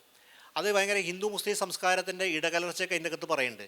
അതിന് നിൽക്കുന്ന അന്നത്തെ പക്ഷേ ഹിന്ദുത്വ രാഷ്ട്രീയം പ്രബലമല്ലാത്ത കാലത്ത് ദേശീയ പ്രസ്ഥാനത്തിൻ്റെ ഭാഗത്ത് തന്നെ ഹിന്ദു രാഷ്ട്രീയം മുന്നോട്ട് വയ്ക്കുന്ന ആൾക്കാരും നെഹ്റുവിയൻ ഒരു പാരമ്പര്യം നിലനിർത്തുന്ന രാഷ്ട്രീയതാവ് തമ്മിലൊക്കെ വളരെ വിചിത്രമായിട്ടുള്ള സംഘർഷങ്ങളൊക്കെ അതിൻ്റെ അകത്ത് അവതരിപ്പിക്കുന്നുണ്ട്. കാര്യം വിക്രമസേത് അത്തരം പൊളിറ്റിക്സ്, അതേസമയം ട്രാൻസ് റിലേഷൻസ് അതിൻ്റെ അകത്ത് വരുന്നുണ്ട്. അപ്പോൾ അത് ഒരു പുതിയൊരു കാഴ്ച തരികയും അത് വല്ലാതെ ഷോക്ക് ചെയ്തു. ആ ഷോക്കിന് ശേഷമാണ് ഇവർ തൊട്ട് പിന്നെ താണ്ഡവ് വന്നു. അപ്പോഴാണ് നിരോധനത്തിൻ്റെ ആഹ്വാനങ്ങളായിട്ട് ഹിന്ദുത്വ സംഘടനകളും അതുപോലുള്ള പല സംഘടനകളും പുറത്തിറങ്ങി വന്നത്. കാര്യം ഇതിൻ്റെ അകത്ത് സ്വാതന്ത്ര്യം അവരെ സംബന്ധിച്ചിടത്തോളം അവരുടെ യാഥാർത്ഥ്യത്തെ ഈ സ്വാതന്ത്ര്യം പലപ്പോഴും ഇതുപോലെ വലതുപക്ഷത്തിൻ്റെ യാഥാർത്ഥ്യത്തെ തുറന്നു കാണിക്കലാണല്ലോ. അതുകൊണ്ട് ആ സ്വാതന്ത്ര്യം അവർ ഇഷ്ടപ്പെടുന്നില്ല. കാര്യം അതിനുള്ള ആത്മവിശ്വാസം അവർക്കില്ല എന്ന് പറഞ്ഞ കാര്യം ഒരു സ്വാതന്ത്ര്യത്തെ ഒരു ആത്മവിശ്വാസമുള്ള ആളെ സംബന്ധിച്ച് ഏത് വിമർശനം നേരിടും, സ്വാതന്ത്ര്യത്തോടെ നേരിടും. കാര്യം അവർക്ക് മറുപടി പറയാനുണ്ടാവും, അതിനെതിരെ പ്രതികരിക്കാനുണ്ടാവും. പക്ഷേ ഇത് ഈ പ്രതികരണം ഇല്ലാത്തൊരു സമയത്ത് ആത്മവിശ്വാസം. അപ്പോൾ ഇങ്ങനൊരു വെബ് സീരീസിൻ്റെ വലിയ വിപുലമായ സാധ്യതകൾ. അപ്പോൾ ഞാൻ ലിജിൻ പറഞ്ഞ പോയിന്റ് വളരെ പ്രധാനമാണ്. ലിറ്ററേച്ചറിന് ഒരു റീബർത്ത് കിട്ടി, സാഹിത്യത്തിനും എഴുത്തിനും. സിനിമയ്ക്ക് ഇപ്പോൾ ഹർഷദൊക്കെ ലിറ്ററേച്ചറിന് വരുന്ന ആളകാര്യം തിരക്കഥയാണ് ഹർഷദിൻ്റെ ബേസ്. സിനിമ ഒരു ഘട്ടത്തിൽ ഇപ്പോൾ വീണ്ടും തിരക്കഥയ്ക്ക് വലിയ പ്രാധാന്യം സിനിമയിൽ കിട്ടുന്നുണ്ടെങ്കിൽ തോന്നുന്നു. ഒരു ഘട്ടത്തിൽ തിരക്കഥ പരിപൂർണമായിട്ടും മിമിക്രിയും മറ്റ് എന്താ പറയുക മീശ പിരിക്കലൊക്കെ ആയിട്ട് തിരക്കഥയ്ക്ക് വലിയ പ്രാധാന്യമില്ലാതെ വെറും ഡയലോഗ് സെൻറ്റഡ് ആയിരുന്നു. അപ്പോൾ തിരക്കഥയ്ക്കെല്ലാം വീണ്ടും ഒരു റിവൈവൽ ഉണ്ടെന്ന് ഞാൻ മനസ്സിലാക്കുന്നു. കാര്യം ഒരു പുതിയ ജനറേഷൻ സിനിമയിൽ തിരക്കഥ തിരിച്ചു കൊണ്ടുവന്നുണ്ട്. പക്ഷേ ലിറ്ററേച്ചറിന് നെറേറ്റീവിന് ആഖ്യാനത്തിന് വലിയ സ്കോപ്പ് ഇതുണ്ടായിരുന്നു. കാര്യം മാത്രമല്ല അത് ടെലിവിഷൻ സീരിയൽ പോലെ അങ്ങനെ വെറുതെ നീട്ടിക്കൊണ്ട് പോലല്ല, ഒരു 8 എപ്പിസോഡോ കൂടി അങ്ങനെയൊക്കെ ആ ഒരു സീസണാണ്. ആ സീസണിൻ്റെ അകത്ത് നിങ്ങൾക്ക് എക്സ്പ്ലോർ ചെയ്യാനുള്ള റിലേഷൻഷിപ്പ് എക്സ്പ്ലോർ ചെയ്യാനുള്ള നിങ്ങൾക്ക് അതുപോലെ തന്നെ സിനിമാറ്റിക് ആയിട്ടുള്ള ചില നെഗറ്റീവ് എക്സ്പ്ലോറേഷനൊക്കെ സാധ്യത വലിയ വെബ് സീരീസ് വന്നിരുന്നു. അതാണ് വെബ് സീരീസിനെ ഒരു പുതിയ തലമുറയുടെ ഒരു ഇതാക്കുന്നത്. സത്യം പറയുകയാണെങ്കിൽ അത് റിയലായിട്ടൊരു പുതിയ ജനറേഷൻ്റെ ഒരു ഫീൽ അതിൻ്റെ അകത്തുണ്ടായിരുന്നു. ആ ഫീലിൽ നിന്ന് മെല്ലെ മെല്ലെ അത് എക്സോസ്റ്റ് ചെയ്തപ്പോൾ പോകുന്നുണ്ടോ, അത് OTT പ്ലാറ്റ്ഫോമിൽ തന്നെ അതിനെ മെല്ലെ മെല്ലെ പതുക്കെ വേറെ രീതിയിൽ കൊല്ലുന്നുണ്ടോ, അതിനെ പല സ്ട്രക്ചേഴ്സ് അതിനെ പുറത്ത് ബാധിക്കുന്നുണ്ടോ കാര്യമൊക്കെ വലിയ ഗൗരവം. പക്ഷേ മലയാളത്തിൽ ഇതിൻ്റെ വലിയ സാധ്യത നിൽക്കുന്നുണ്ട്. കാരണം മലയാളം സംബന്ധിച്ചും ലിറ്ററേച്ചർ മലയാളത്തിന് വലിയ പ്രാധാന്യം ഇപ്പോഴുള്ളതാണ്. ഇപ്പോഴും നമുക്കുണ്ടത്, നമുക്ക് വലിയ ലിറ്റററി ട്രഡീഷൻ ഉണ്ട്. ഒരുപാട് ലിറ്റററി ടെക്സ്റ്റുകൾ വെബ് സീരീസ് ആവേണ്ടി കാത്തു നിൽക്കുകയാണ്. അതൊരു മോമെൻറ്റ്. ഇപ്പോൾ ഞാൻ പറഞ്ഞില്ലേ പുരത്തിൻ്റെ മരുന്ന് വെയിറ്റ് ചെയ്യാണ് ഒരു ലിറ്റററി സീരീസ് ആയി വരാം. കാര്യം അതിനകത്ത് ഈ വെബ് സീരീസിന് വേണ്ട എല്ലാ എലമെൻസും ഉള്ളതാണ്. അത് മുമ്പ് ടെലിവിഷൻ സീരിയലാവും നോക്കിയിരുന്നു ഞാൻ മനസ്സിലാക്കുന്നു. പക്ഷേ പുനത്തിൻ്റെ മരുന്ന് ശരിക്കും എല്ലാ എലമെൻസും വേണ്ട, റിലേഷൻഷിപ്പിൻ്റെ എലമെൻസ്, നരേറ്റീവിൻ്റെ എലമെൻസ്, അതിൻ്റെ അകത്ത് വേണ്ട ഒരു ലൊക്കേഷൻ, ഇതെല്ലാം അതിൻ്റെ അകത്ത് കാണാൻ പറ്റും. ഇതുപോലെ തന്നെ പല നോവലുകൾ ഞാൻ പറഞ്ഞില്ലേ മലയാളത്തിലിപ്പോൾ പലയാറ്റൂരിൻ്റെ ചില നോവലുകൾ, അതുപോലെ തന്നെ മുകുന്ദൻ്റെ നോവലുകൾ, അങ്ങനെ പല നോവലുകളും ആ തലമുറ മാത്രം പുതിയ തലമുറ ഞാൻ പറഞ്ഞില്ല. ഇപ്പോൾ ഈ റിഹാൻ റഷീദിൻ്റെ ചില നോവലുകൾ ഇതൊക്കെ തന്നെ ഒരു വെബ് സീരീസിന് വേണ്ടി വെയിറ്റ് ചെയ്യുന്നുണ്ട്. അപ്പോൾ അങ്ങനെ ഒരു ടെക്സ്റ്റുകൾ വരണമെങ്കിൽ ഒരു ഡയറക്ടർ അർഷാദനോ അല്ലെങ്കിൽ ലിജിനോ സ്വമേധയെ ചെയ്യാൻ പറ്റില്ല. കാരണം അവരെ സംബന്ധിച്ചോളം മൂലധനം അതിൻ്റെ അകത്ത് കാര്യം ഷൂട്ട് ചെയ്യാം. പക്ഷേ അതിനുള്ളൊരു സംവിധാനം OTTകൾ ഒരുക്കുന്നുണ്ടോ ചോദിച്ചാൽ അതിൻ്റെ ഈ പറഞ്ഞ പോലെ ഫ്രാഗ്മെൻറ്റഡ് ആണ്. ഇന്ത്യ ഓഡിയൻസ് മലയാളത്തിൻ്റെ ഒരു ആൾക്കാരുണ്ടോയെന്ന് അറിയില്ല. അപ്പോൾ എന്തായാലും ഒരു തടയാൻ വേണ്ടി വന്നാണ്.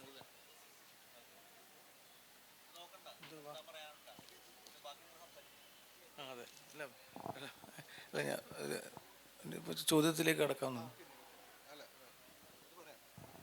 എനിക്ക് തോന്നുന്നു ഇപ്പം നമുക്കൊക്കെ വെബ് സീരീസുകളെ കുറിച്ച് പൊതുവെ പറയാനുള്ള കാര്യങ്ങളൊക്കെ പറഞ്ഞു. നമുക്ക് വളരെ ക്യൂരിയോസിറ്റി ഉള്ളൊരു കാര്യം, നിങ്ങൾ ഒരു യങ് ജനറേഷൻ എന്നുള്ള രീതിയിൽ ഈ വളരെ യങ് ആയിട്ടുള്ള ഈ ഒരു ഫോമാറ്റിനെ നിങ്ങൾ എങ്ങനെയാണ് കൺസ്യൂം ചെയ്യുന്നത്? കാരണം നിങ്ങൾ ഈ ഒരു ചേഞ്ച് ഓവർ എക്സ്പീരിയൻസ് ചെയ്യുന്ന ആൾക്കാരായിരിക്കും അല്ലേ? സിനിമകൾ മാത്രമുള്ള ഒരു സമയത്ത് നിന്ന്, അല്ലെങ്കിൽ ടെലിവിഷൻ സീരിയലൊക്കെ ഉള്ള സമയത്ത് നിന്ന് ഈ വെബ് സീരീസുകളിലേക്കും ബിഞ്ച് വാച്ചിങ്ങിലേക്കൊക്കെ വന്ന ആൾക്കാരാണ്. അപ്പം നിങ്ങളുടെ ഒരു എക്സ്പീരിയൻസ് ഷെയർ ചെയ്യാൻ, അത് കേൾക്കാൻ ഞങ്ങൾക്ക് താല്പര്യമുണ്ട്. അത് ക്വസ്റ്റ്യൻസ് ആയിട്ടോ അല്ലെങ്കിൽ അഭിപ്രായങ്ങളായിട്ടോ ആവാം.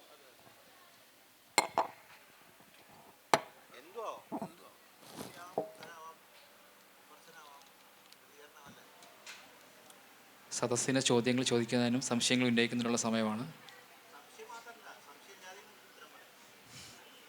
നിങ്ങളുടെ തോട്ട്സ് എന്തായാലും ഷെയർ ചെയ്യാം. നിങ്ങൾ അവസാനം കണ്ട അല്ലെങ്കിൽ ആദ്യം കണ്ട ഒരു വെബ് സീരീസ്, അത് ആ എക്സ്പീരിയൻസ് എങ്ങനെയാണ് നിങ്ങൾക്ക് ഡിഫറെൻ്റ് ആയിട്ട് ഫീൽ ചെയ്തത്, അതിനെക്കുറിച്ചിട്ടൊക്കെ പറയാമല്ലോ.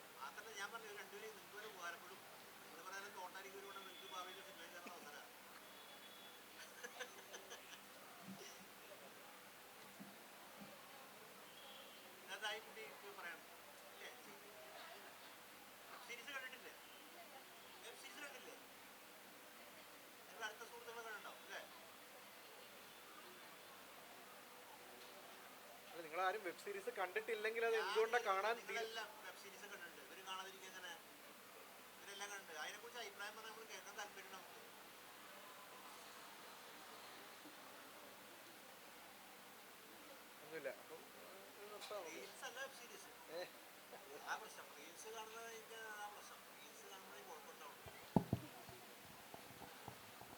ഒരു വിധത്തിൽപ്പെട്ട എല്ലാ വെബ് സീരീസുകളും പരതി നോക്കിയിട്ടുണ്ട്. പക്ഷേ ഇതുവരെ ഒരു വെബ് സീരീസും എനിക്ക് മുഴുവനാക്കാൻ പറ്റിയിട്ടില്ല. അത്രയും ക്ഷമ ഇതുവരെ കിട്ടിയിട്ടില്ല.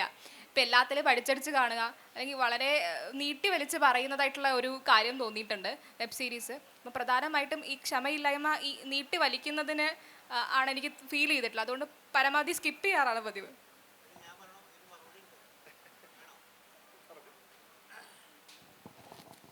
ഇത് ഒരു പ്രധാനപ്പെട്ട പ്രശ്നം ഉന്നയിക്കുന്നുണ്ട്. ഇതൊരു വലിയ പ്രശ്നമാണ്. അറ്റൻഷൻ ഇക്കോണമി എന്ന് തന്നെ പറയാം. ക്ഷമയില്ലായ്മ. ഇപ്പോൾ റിസർച്ചറാണ് നിങ്ങൾ. ഇപ്പോൾ കോസാമിയുടെ ഇൻട്രൊഡക്ഷൻ ഇൻഡസ്ട്രി എങ്ങനെയാണ് ആദ്യം മുതൽ അവസാനം വായിക്കുക? അത് നിർബന്ധ സാഹചര്യത്തിലാണ് വായിക്കുന്നത്. എങ്ങനെ വായിക്കും? ഈ നോവലും ക്ഷമ ആവശ്യപ്പെടുന്നില്ല. നോവൽ ഇതുപോലെ തന്നെ പ്രശ്നമാണ്. നോവൽ വായിക്കാൻ നിങ്ങൾക്ക് ക്ഷമ വേണം. അതെ, പക്ഷേ അപ്പോൾ ഈ ക്ഷമ എന്ന് പറയുന്നത് നമ്മുടെ ഒരു സംസ്കാരത്തിൽ പുതിയ നേരിടുന്ന പ്രശ്നമാണ്. ഈ ക്ഷമയില്ലായ്മ എന്നുള്ള, ഞാനിപ്പോൾ നിങ്ങളിപ്പോൾ ഓരോരുത്തർക്കും വ്യക്തിപരമായ കാര്യമാണ് ക്ഷമയുള്ള. ഓരോ ഇപ്പോൾ റിസർച്ചിനൊക്കെ ഇപ്പോൾ ഹിസ്റ്ററി ബുക്ക് വായിക്കുന്നുണ്ടാവാം ക്ഷമയോടുകൂടി. ക്ഷമയില്ലാത്തൊരു സംസ്കാരം ആണ് നമ്മുടേത്. അത് ഭയങ്കര റൈറ്റ് വിങ് സംസ്കാരമാണ്. ഈ വലതുപക്ഷത്തിന് തീരെ ക്ഷമയില്ല. ആ ക്ഷമയില്ലായ്മയാണ് വയലൻസിലേക്ക് നയിക്കുന്നത്. ക്ഷമിക്കുക എന്നുള്ള സാധനം എന്ന് പറഞ്ഞെങ്കിൽ ഫോർഗീവ് ചെയ്യുക എന്ന് മാത്രമല്ല, കേൾക്കുക, പേഷ്യൻസാണ്. ആ പേഷ്യൻസ് ഉണ്ട്. നമ്മുടെ നെഗറ്റീവിനോട് റെസ്പോണ്ട് ചെയ്യുക. കാര്യം നെഗറ്റീവ് എന്ന് പറഞ്ഞാൽ ഹ്യൂമൻ സാധനമാണ്. അതാണ് നമ്മുടെ എയിലേക്ക് പോകുന്ന കാര്യം. ക്ഷമയില്ലായ്മയാണ് നമ്മളെ എയിലേക്ക് അടുപ്പിക്കുന്നത്. കാര്യം ഇമ്മീഡിയറ്റ് വേണം. കാര്യം വായിച്ചു അപ്പോൾ നമ്മുടെ ബ്രെയിൻ വർക്ക് ചെയ്യാൻ നമുക്ക് അതിനുള്ളതില്ല. കാര്യം ബ്രെയിൻ എന്ന് പറഞ്ഞാൽ നമ്മുടെ ശരീരത്തിലെ ഏറ്റവും സത്യം പറഞ്ഞാൽ ഏറ്റവും മന്ദബുദ്ധിയ ഓർഗൻ ബ്രെയിനാണ്, അറിയാമല്ലോ. കാര്യം എപ്പോഴും മടിയനാണ്. കാര്യം പ്രവർത്തിക്കാൻ ആഗ്രഹിക്കാത്ത ഓർഗനാണ് ബ്രെയിൻ. അപ്പോൾ അതുകൊണ്ട് നമുക്ക് കംഫർട്ടാണ്. അപ്പോൾ ക്ഷമ എന്ന് പറഞ്ഞാൽ അതാണ്. വലതുപക്ഷം സംബന്ധിച്ചാലും വലതുപക്ഷം ക്ഷമയില്ലായ്മ, വയലൻസ്, ഇമ്മീഡിയറ്റ് വയലൻസ്. ഒരാൾ എന്താണ് പറയുന്നത് കേൾക്കുക, അയാൾ പറയുന്നതിന് ലോജിക്ക് എന്താണ് അത് കേൾക്കാൻ. അപ്പോൾ ഈ ക്ഷമയില്ലായ്മ സത്യം പറഞ്ഞു കഴിഞ്ഞാൽ ഇത് ഞാൻ നിങ്ങളുടെ വ്യക്തിപര പ്രശ്നമല്ല. വെബ് സീരീസ് സംബന്ധിച്ചാലും ക്ഷമ എന്നുള്ള ഒരു നെഗറ്റീവ് എക്സ്പ്ലോർ ചെയ്യണം ഇതിൻ്റെ അകത്ത്. അത് എന്താ പറയുക, അതിൻ്റെ അകത്ത് ബന്ധങ്ങൾ എക്സ്പ്ലോർ ചെയ്യുക. ചില വെബ് സീരീസിൽ പാടുന്നുണ്ടാവും, ഇല്ല പറയുന്നില്ല. ചിലത് ഇപ്പോൾ കൂടുതൽ എപ്പിസോഡുള്ള വെബ് സീരീസൊക്കെ ചിലത് ചില ബോറടിക്കുന്നത്. പക്ഷേ ചിലതിപ്പോൾ എക്സാമ്പിൾ ഇപ്പോൾ ലൈല ഒരിക്കലും എനിക്ക് ഓൺലൈൻ ബോറടിക്കാര്യം അത് നമ്മളെ മുന്നോട്ട് കൊണ്ടുപോകും. ചില അതുപോലെ തന്നെ ഈ പാതാൾ ലോഗ് പക്ഷേ പാതാൾ ലോഗ് 2ാം ഭാഗം പാളി. ശരിയാണ്, പാതാൾ ലോഗ് രണ്ട് സീസൺ ഉണ്ട്. ആദ്യത്തെ സീസൺ വളരെ എന്താ പറയുക, വളരെ ഡെൻസായിട്ട് വളരെ നമ്മൾ ടെൻസ്ഡായിട്ട് അത് കൊണ്ടുപോകുമ്പോൾ 2ാം സീരീസ് പാളി. അതിൻ്റെ അകത്ത് പലതും കാര്യം അതിൻ്റെ അകത്ത് അവർ കണക്ട് ചെയ്യാൻ പറ്റിയില്ല. അവർക്ക് പല ക്യാരക്ടേഴ്സ് കണക്ട് ചെയ്യാൻ. പിന്നെ നോർത്ത് ഈസ്റ്റിനെ ഇപ്പോൾ ഫാമിലി മാൻ നോക്കിയാലും ഈ ഇത് നോക്കിയാലേ ഇത് നമ്മുടെ പാതാളൂർ കണ്ടോക്കിയാലും ഇപ്പോൾ നോർത്ത് ഈസ്റ്റ് മണിപ്പൂരിന് ശേഷം നോർത്ത് ഈസ്റ്റിനെ പ്രത്യേകിച്ച് ചിത്രീകരിക്കുക എന്നുള്ളത് ഭരണകൂട ആവശ്യമായതുകൊണ്ട് നോർത്ത് ഈസ്റ്റാണ് അതിൻ്റെ അകത്ത് കേന്ദ്രം. അപ്പോൾ നമ്മൾ പലതും കാണും. അപ്പോൾ അങ്ങനെയുള്ള പ്രശ്നങ്ങൾ ഇതിൻ്റെ അകത്തുണ്ട്. അപ്പോൾ ആ ക്ഷമ എന്നുള്ളത് നമ്മളെ സംബന്ധിച്ച് ഇതിൽ മാത്രമല്ല, ക്ഷമയില്ലാത്ത സംസ്കാരത്തിനും പ്രശ്നമാണെന്നുള്ളതാണ് എനിക്ക് തോന്നുന്നത്. കാര്യം അത്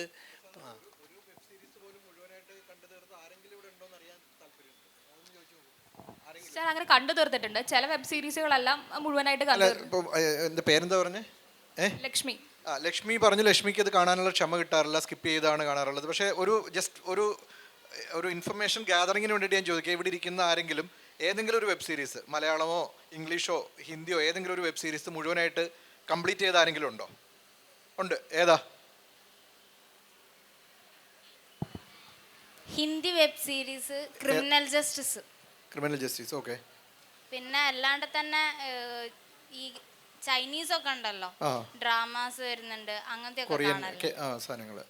അല്ല ഞാൻ പറഞ്ഞ ആനിമേ വരുന്നുണ്ട്, ആനിമേ തന്നെ സീരീസ് അനിമേ, ആ അതും കാണലുണ്ട്. ഓക്കെ. അല്ലാതെ അത് വളരെ നിങ്ങൾക്ക് ക്ഷമയോട് കൂടിയിട്ട് ഒരു എപ്പിസോഡ് അല്ലെങ്കിൽ ഒരു സീസൺ കണ്ടു തീർക്കാൻ പറ്റാറില്ല എന്നുള്ളതാണ്. ഇല്ല, ഞാൻ 4 സീസൺ വരുന്നതൊക്കെ കണ്ടിട്ടുണ്ട്. ഓക്കേ. ക്രിമിനൽ ജസ്റ്റിസ് തന്നെ 4 സീസണോളം ഉണ്ട്. അതേപോലെ ഇപ്പോൾ അനിമയിലാണെങ്കിൽ തന്നെ അറ്റാക്ക് ഓൺ ടൈറ്റൻ അത് 4 സീസണോളം ഉണ്ട്.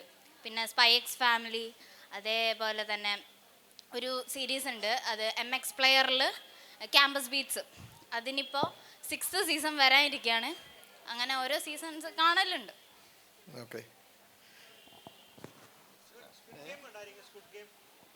സ്ക്വിഡ് ഗെയിം നെറ്റ്ഫ്ലിക്സിൽ വന്ന സീരീസ് അങ്ങനെ കാണാൻ പറ്റിയിട്ടില്ല. ബ്രേക്കിംഗ് ബാഡ് കണ്ടിട്ടുണ്ടോ ആരെങ്കിലും?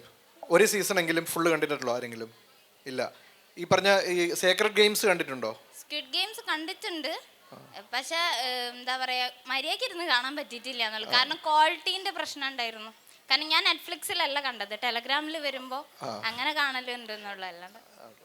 അതെ അതെ. അല്ല ഞാൻ പറയുന്നത്, പക്ഷേ നിങ്ങളിത് മിസ് ഔട്ട് ചെയ്യേണ്ടതെന്ന് എനിക്ക് തോന്നുന്നു. കാര്യം നിങ്ങൾ ജീവിച്ചു വരുന്ന ഈ ഒരു സമയത്തെ ഏറ്റവും ഇമ്പോർട്ടൻ്റ് ആയിട്ടുള്ള ഒരു കൾച്ചറൽ ഫിനോമിനനാണ് ഈ വെബ് സീരീസുകൾ എന്ന് പറയുന്നത്. അപ്പോൾ നിങ്ങൾ അതിലെ പ്രധാനപ്പെട്ട, ഇപ്പോൾ നമ്മൾ ഒരു സമയത്തുള്ള നമ്മളൊക്കെ ജീവിക്കുന്ന സമയത്ത് പ്രധാനപ്പെട്ട ലിറ്ററേച്ചർ വായിക്കണം എന്ന് പറയുന്ന പോലെ തന്നെ അത്രയും ഇമ്പോർട്ടൻ്റ് ആയിട്ടുള്ള ഒരു കൾച്ചറൽ ഫിനോമിനാണ് വെബ് സീരീസുകൾ. അപ്പോൾ ഇവിടെ മെൻഷൻ ചെയ്ത പേരുകളെങ്കിലും നിങ്ങളൊന്ന് നോട്ട് ചെയ്തിട്ട് അതെങ്കിലും ഒന്ന് കാണാൻ ശ്രമിക്കുന്നത് നല്ലതായിരിക്കും. നിങ്ങൾ ആ സ്റ്റുഡൻസ് അല്ലെങ്കിൽ ഫ്യൂച്ചറിൽ ഇതുമായിട്ട് ബന്ധപ്പെട്ട് എന്തെങ്കിലുമൊക്കെ ചെയ്യാൻ ശ്രമിക്കുന്നുണ്ടെങ്കിൽ പോലും. ഇപ്പോൾ എനിക്ക് സത്യത്തിൽ ഇത് വലിയ ഷോക്കിംഗ് അല്ല. കാര്യം ഞാൻ എൻ്റെ ഒരു അനുഭവം പറഞ്ഞിട്ടുണ്ട്. ഞാൻ ഒരു കോളേജിൽ, ഞാൻ തന്നെ പഠിച്ച ആലപ്പുഴ ST കോളേജിൽ അവിടുത്തെ മാസ് കോം സ്റ്റുഡൻസിൻ്റെ അടുത്ത് ചെന്നപ്പോൾ കൂടുതൽ പെൺകുട്ടികളുള്ള ഒരു ബാച്ചിൽ അവർ ഫെമിനിസത്തെ കുറിച്ചിട്ടൊക്കെ വളരെ എന്താ പറയുക, വളരെ സ്ട്രോങ് ആയിട്ട് സംസാരിക്കുന്ന കുട്ടികൾ. ആദാമിൻ്റെ ഭാര്യയിൽ എന്ന് പറയുന്ന KG ജോർജിൻ്റെ സിനിമ കണ്ടിട്ടില്ല, അവർ കേട്ടിട്ടുമില്ല. KG ജോർജ് എന്ന് പറയുന്ന ഫിലിം മേക്കർ. എനിക്കത് പേഴ്സണലി എനിക്ക് ഭയങ്കര ഷോക്കിംഗ് ആയിരുന്നു. ഇപ്പോൾ അതുകൊണ്ട് നിങ്ങൾ വെബ് സീരീസ് കണ്ടിട്ടില്ല, ക്ഷമയില്ലെന്ന് പറയുമ്പോൾ എനിക്ക് ഷോക്കൊന്നുമില്ല. പക്ഷേ എനിക്ക് തോന്നുന്നത് നിങ്ങൾ മേക്ക് ആൻ എഫേർട്ട്.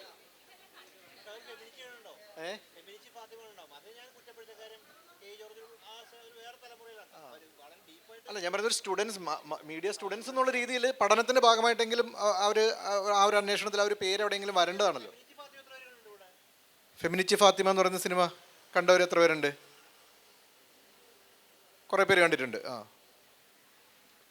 അല്ല, അപ്പോൾ ഞാൻ പറയുന്നത്, നമ്മുടെ ഇത്രയും സമയം നമ്മളിവിടെ സ്പെൻഡ് ചെയ്തതിൻ്റെ ഭാഗമായിട്ട് നിങ്ങൾ അങ്ങനെ ഒരു എഫേർട്ടൊന്ന് എടുത്ത് നോക്കൂ. ഇവിടെ പറഞ്ഞു കേട്ട ചില പേരുകൾ എങ്കിലും, ചില സീരീസുകളെങ്കിലും. പക്ഷേ എനിക്കൊന്ന് മണി ഹെയ്സ്റ്റ് ഒക്കെ ഇവിടെ ഒരുപാട് ഭയങ്കരമായിട്ട് കണ്ടിട്ടുള്ള സീരീസാണ് മണി ഹെയ്സ്റ്റ് ഒക്കെ, അല്ലേ? മണി ഹെയ്സ്റ്റ് കണ്ടിട്ടുള്ളവരില്ലേ? ഇല്ല,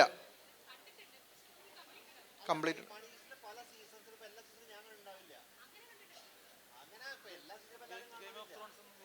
game of Thrones full season കണ്ടിട്ടുണ്ട്. അല്ല, എനിക്ക് തോന്നുന്നു, എൻ്റെ പേഴ്സണൽ ഒരു എക്സ്പീരിയൻസ് ഞാൻ പറയാം. ഞാൻ ഫസ്റ്റ് ടൈം ഈ പറഞ്ഞ ഇത്രയും സാധനങ്ങൾ കാണണമല്ലോ, അതിനുള്ള ടൈം കിട്ടാത്തതുകൊണ്ട് ഇത് റെസിസ്റ്റ് ചെയ്ത്, അല്ലെങ്കിൽ പിന്നെ എപ്പോഴെങ്കിലും എന്ന് പറഞ്ഞ് മാറ്റി വെച്ചിരുന്നോളാം. എൻ്റെ ഒരു എക്സ്പീരിയൻസ് പറഞ്ഞാൽ, ഞാൻ ബ്രേക്കിംഗ് ബാഡ് ആണ് ആദ്യം കണ്ടത്. അത് പക്ഷെ കണ്ടു തുടങ്ങിയിട്ട് എനിക്കതിൻ്റെ ഈ പറഞ്ഞ മുഴുവൻ സീസണും തീർത്ത് അതിൻ്റെ സ്പിൻ ഓഫ് ആയിട്ട് വന്ന് ബെറ്റർ കോൾ സോളും കണ്ടിട്ടേ എനിക്ക് ആ സാധനം അവസാനിപ്പിക്കാൻ പറ്റുള്ളൂ എന്നുള്ളതാണ് എൻ്റെ പേഴ്സണൽ എക്സ്പീരിയൻസ്. ഈ പറഞ്ഞ ഒരു പേഷ്യൻസിൻ്റെ ഒരു സാധനം ഉണ്ടായിരിക്കും. ബട്ട് എനിക്കത് കണ്ടപ്പോൾ തോന്നിയൊരു സാധനം, 10th ഞങ്ങളൊക്കെ പഠിക്കുന്ന സമയത്ത് 10th വെക്കേഷൻ എൻ്റെ വീടിനടുത്തുള്ള ലൈബ്രറിയിൽ ഈ അവകാശികൾ എന്ന് പറയുന്ന നോവല് ഇരിക്കുന്നുണ്ട്. അത് മറ്റേ 4 വോളിയം ഉണ്ടല്ലോ, അതാരും വായിച്ചിട്ടില്ല എന്ന് അവിടുത്തെ ലൈബ്രറിയിലെ ചേട്ടൻ പറഞ്ഞപ്പോൾ, അന്ന് ശരി വെക്കേഷൻ ഞാൻ വായിച്ചേക്കാന്ന് പറഞ്ഞിട്ട് ഞാനത് എടുത്ത് വെച്ച് വായിച്ചു. അത് നമ്മളൊരു ചലഞ്ചായിട്ട് വായിച്ചു തുടങ്ങുക. പക്ഷേ പക്ഷേ അത് വായിച്ചു തീർത്തു. നമുക്ക് വെക്കേഷൻ വേറെ പണിയൊന്നുമില്ല, അന്ന് കാണാൻ വേറെ ഓപ്ഷൻസ് ഒന്നും ഇല്ല. വീട്ടിൽ നിന്ന് കൊണ്ടുപോയി 2 സിനിമ കാണിക്കുള്ളൂ. അപ്പോൾ ഇത് വായിച്ച് തീർത്തു. എനിക്ക് അതേപോലത്തെ ഒരു ചലഞ്ചായിട്ടാണ് ഞാനിത് കണ്ടത്. പക്ഷേ എനിക്കത് ഭയങ്കര എൻഗേജിങ് ഒരു എക്സ്പീരിയൻസ് ആയിരുന്നു. ബ്രേക്കിംഗ് ബാഡും ഗെയിം ഓഫ് ത്രോൺസിലെ ക്യാരക്ടേഴ്സിനെ, നമ്മളൊരു ക്യാരക്ടറിന് ഇഷ്ടപ്പെട്ട് വരുമ്പോൾ ആ ക്യാരക്ടർ പെട്ടെന്ന് ഭയങ്കര ഉൾട്ട നെഗറ്റീവ് ആകും, ഭയങ്കര ക്രിമിനലാവും, ഭയങ്കര റോങ് ആവും. ഒരു ക്യാരക്ടറിനെ നമ്മൾ വെറുത്ത് വരുന്ന ക്യാരക്ടർ അടുത്ത സീസണിൽ അയാൾ വേറൊരു അപ്പോൾ അതെനിക്ക് ഭയങ്കര ഒരു എക്സ്പീരിയൻസാണ്. ഒരു സിനിമയിൽ നമുക്ക് ഒരിക്കലും കിട്ടുന്ന ഒരു എക്സ്പീരിയൻസ് അല്ല. സിനിമയിൽ നമുക്ക് അത്രയും വലിയ ഇതിനൊന്നുള്ള ഒരു ടൈമില്ല. പക്ഷേ വെബ് സീരീസുകൾ ആ ഒരു ക്യാരക്ടർ എക്സ്പ്ലോറേഷൻ എന്ന് പറയുന്നൊരു സാധനം ഭയങ്കര രസമായിട്ട് ചെയ്യുന്നൊരു പരിപാടിയാണ്. അറ്റ്ലീസ്റ്റ് കുറച്ചെങ്കിലും വായിക്കാൻ ഇഷ്ടമുള്ളവർക്ക്, അല്ലെങ്കിൽ ലിറ്ററേച്ചർ ഇഷ്ടമുള്ളവർക്ക് എനിക്ക് തോന്നുന്നു വെബ് സീരീസ് നല്ലൊരു എക്സ്പീരിയൻസ് ആയിരിക്കും. അതൊന്ന് എക്സ്പ്ലോർ ചെയ്യാവുന്നതാണ് എന്ന് തോന്നുന്നു.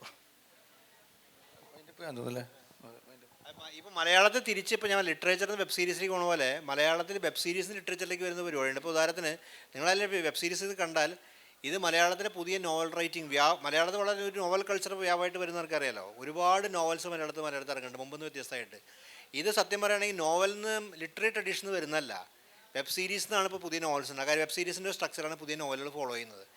നോവലിൻ്റെ ട്രഡീഷൻ എന്നല്ല വരുന്നത്, മറിച്ച് വെബ് സീരീസ്. അപ്പോൾ നിങ്ങൾക്ക് ആലോചിച്ചു വെബ് സീരീസ് നല്ല നോവലൊക്കെ നിങ്ങൾക്ക് എഴുതാൻ പറ്റും ഇപ്പോൾ ഉദാഹരണത്തിന്. അതുപോലെ നിങ്ങൾക്ക് നല്ല നിങ്ങളുടെ ചുറ്റുവട്ടുള്ള സംഭവം വെച്ചിട്ട് നിങ്ങൾക്ക് നല്ലതായിട്ട് കഥകളും വെബ് സീരീസൊക്കെ ആലോചിക്കാൻ പറ്റും, പല അനുഭവങ്ങളും ഒക്കെ തന്നെ. ഇപ്പോൾ അങ്ങനെ വെബ് സീരീസ് നമുക്ക് തന്നെ ഒരു വലിയ ആത്മസ്വാതന്ത്ര്യം. വെബ് സീരീസ് എന്ന് പറഞ്ഞതിൽ ഈ OTT പ്ലാറ്റ്ഫോം ഒന്നും ആലോചിക്കേണ്ട, നിങ്ങൾ ഇൻസ്റ്റയിൽ വരാൻ പോകുന്ന വെബ് സീരീസിൽ ഇനി വേറെ വരാൻ പോകുന്നുണ്ട്. വെർട്ടിക്കൽസ്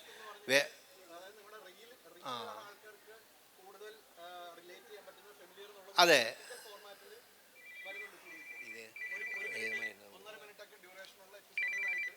അപ്പോൾ ഞാനിപ്പോൾ വിളിക്കാം. അപ്പോൾ അങ്ങനെയുള്ള ബേസ്ഡ് ആയിട്ടുള്ള പുതിയ ഇൻസ്റ്റയൊക്കെ ബേസ് ചെയ്തിട്ടുള്ള റെഡിറ്റും ഇൻസ്റ്റയൊക്കെ ബേസ് ചെയ്തിട്ടുള്ള പുതിയ വെബ് സീരീസുകൾ അത് നിങ്ങൾ സൃഷ്ടിക്കേണ്ടതാണ്.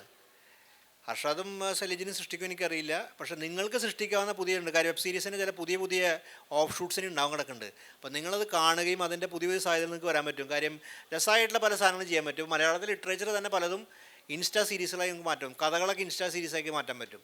അത് നിങ്ങൾക്ക് എന്ത് വേണം, നിങ്ങളുടെ മൊബൈൽ ഫോണിൽ. ഞാനിത് പറയുന്നത് നിങ്ങളെ എത്രയോ കാട്ടും പഴയ തലമുറ, എൻ്റെ ആ പ്രാചീന തലമുറപ്പെട്ട ഞാനത് പറയണേ. വെറും മൊബൈൽ ഫോൺ വെച്ചുകൊണ്ടെങ്കിൽ ഇൻസ്റ്റാ സീരീസ് നിങ്ങളുടെ ക്ലാസ്സിലെ കുട്ടികളെ വെച്ച് നിങ്ങൾക്ക് സീരീസ് ചെയ്യാൻ പറ്റും, അത് ഹിറ്റാവുകയും ചെയ്യും. അങ്ങനെയാണ് ഈ കരിക്കൊക്കെ ശരിക്കും കരിക്കും മറ്റേ ഇതൊക്കെ തന്നെ സീരീസുകളാണ് വാസ്തുവിൽ. ഈ സ്ട്രക്ചറാണ് ഫോളോ ചെയ്യണത്, നിങ്ങൾക്കും പറ്റുന്ന കാര്യമാണ്. ഇപ്പോൾ ഹിസ്റ്ററി നമ്മുടെ എന്തൊക്കെയുണ്ട് രസമായിട്ടുള്ള. ഇപ്പോൾ നമ്മുടെ ശെലിരാജൻ്റെ പുസ്തകം വലിയ വെബ് സീരീസാണ്, കോഴിക്കോടിനെ കുറിച്ച് വലിയ വെബ് സീരീസാണ്. നിങ്ങൾ ജോഗ്രഫിയല്ലേ ചെയ്യുന്നത്, വലിയ വെബ് സീരീസാണ്. അതിൻ്റെ അകത്ത് റോഡ് ഇതിനൊക്കെ അതിൻ്റെ അകത്തൊക്കെ ഗംഭീരം, അതൊക്കെ വൻ ഹിറ്റാവും. അപ്പോൾ അതായത് മുതൽ മുടക്കില്ലാതെ നിങ്ങൾക്ക് മൊബൈൽ ഫോൺ വെച്ചിട്ട് നിങ്ങൾക്ക് മില്യൺ വ്യൂവർഷിപ്പ് വെച്ച് നിങ്ങൾക്ക് റവന്യൂ ജനറേറ്റ് ചെയ്യാം. ഇങ്ങനെ വലിയ സാധ്യതകളാണ് വെബ് സീരീസ് പുതിയ തലമുറയ്ക്കും ഉപയോഗിക്കുന്നത്, വിഷ്വൽ മീഡിയ. അപ്പോൾ അത് നിങ്ങൾ എക്സ്പ്ലോർ ചെയ്യണമെന്നാണ് എൻ്റെ വ്യക്തിപരമായിട്ടുള്ള അഭ്യർത്ഥന.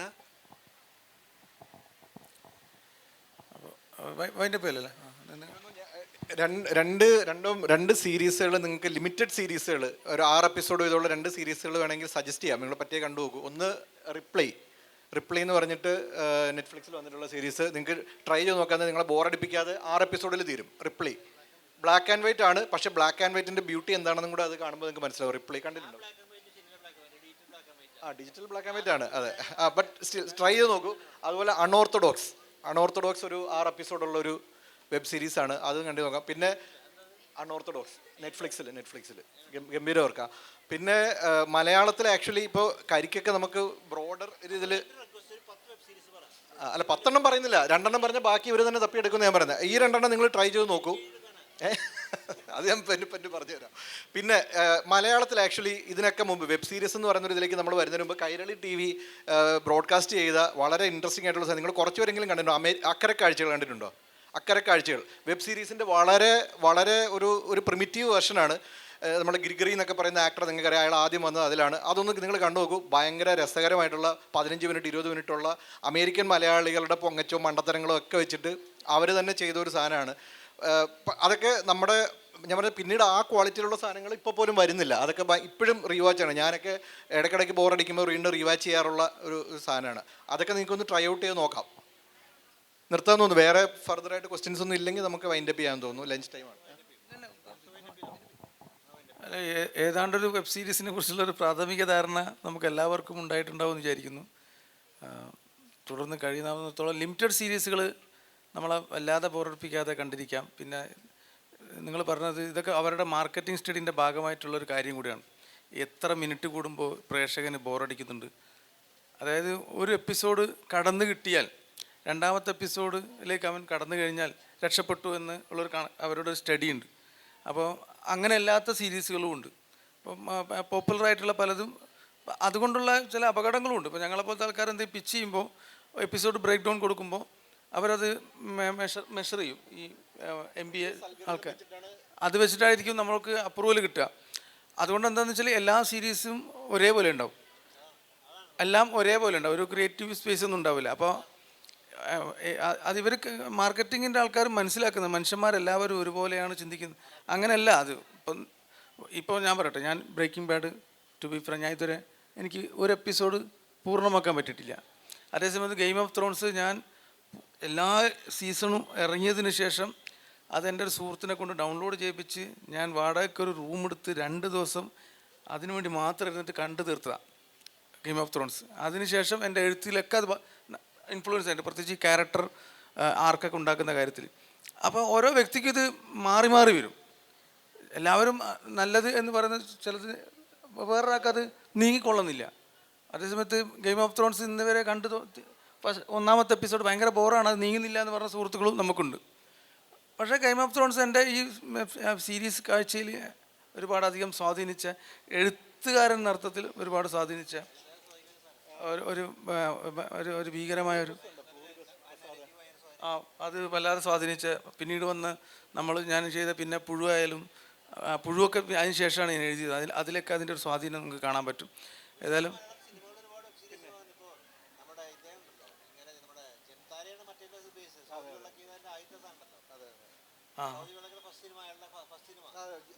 Java operation Java. അപ്പോൾ ഏതായാലും സന്തോഷം ഇങ്ങനെ ഒരു പരിപാടിയിൽ ക്ഷണിച്ചതിനും നന്ദി പറഞ്ഞുകൊണ്ട് ഈ സെഷൻ വൈൻഡപ്പ് ചെയ്യുന്നു. ഓക്കെ, സെക്ഷൻ ഇവിടെ പൂർണ്ണമാകുകയാണ്.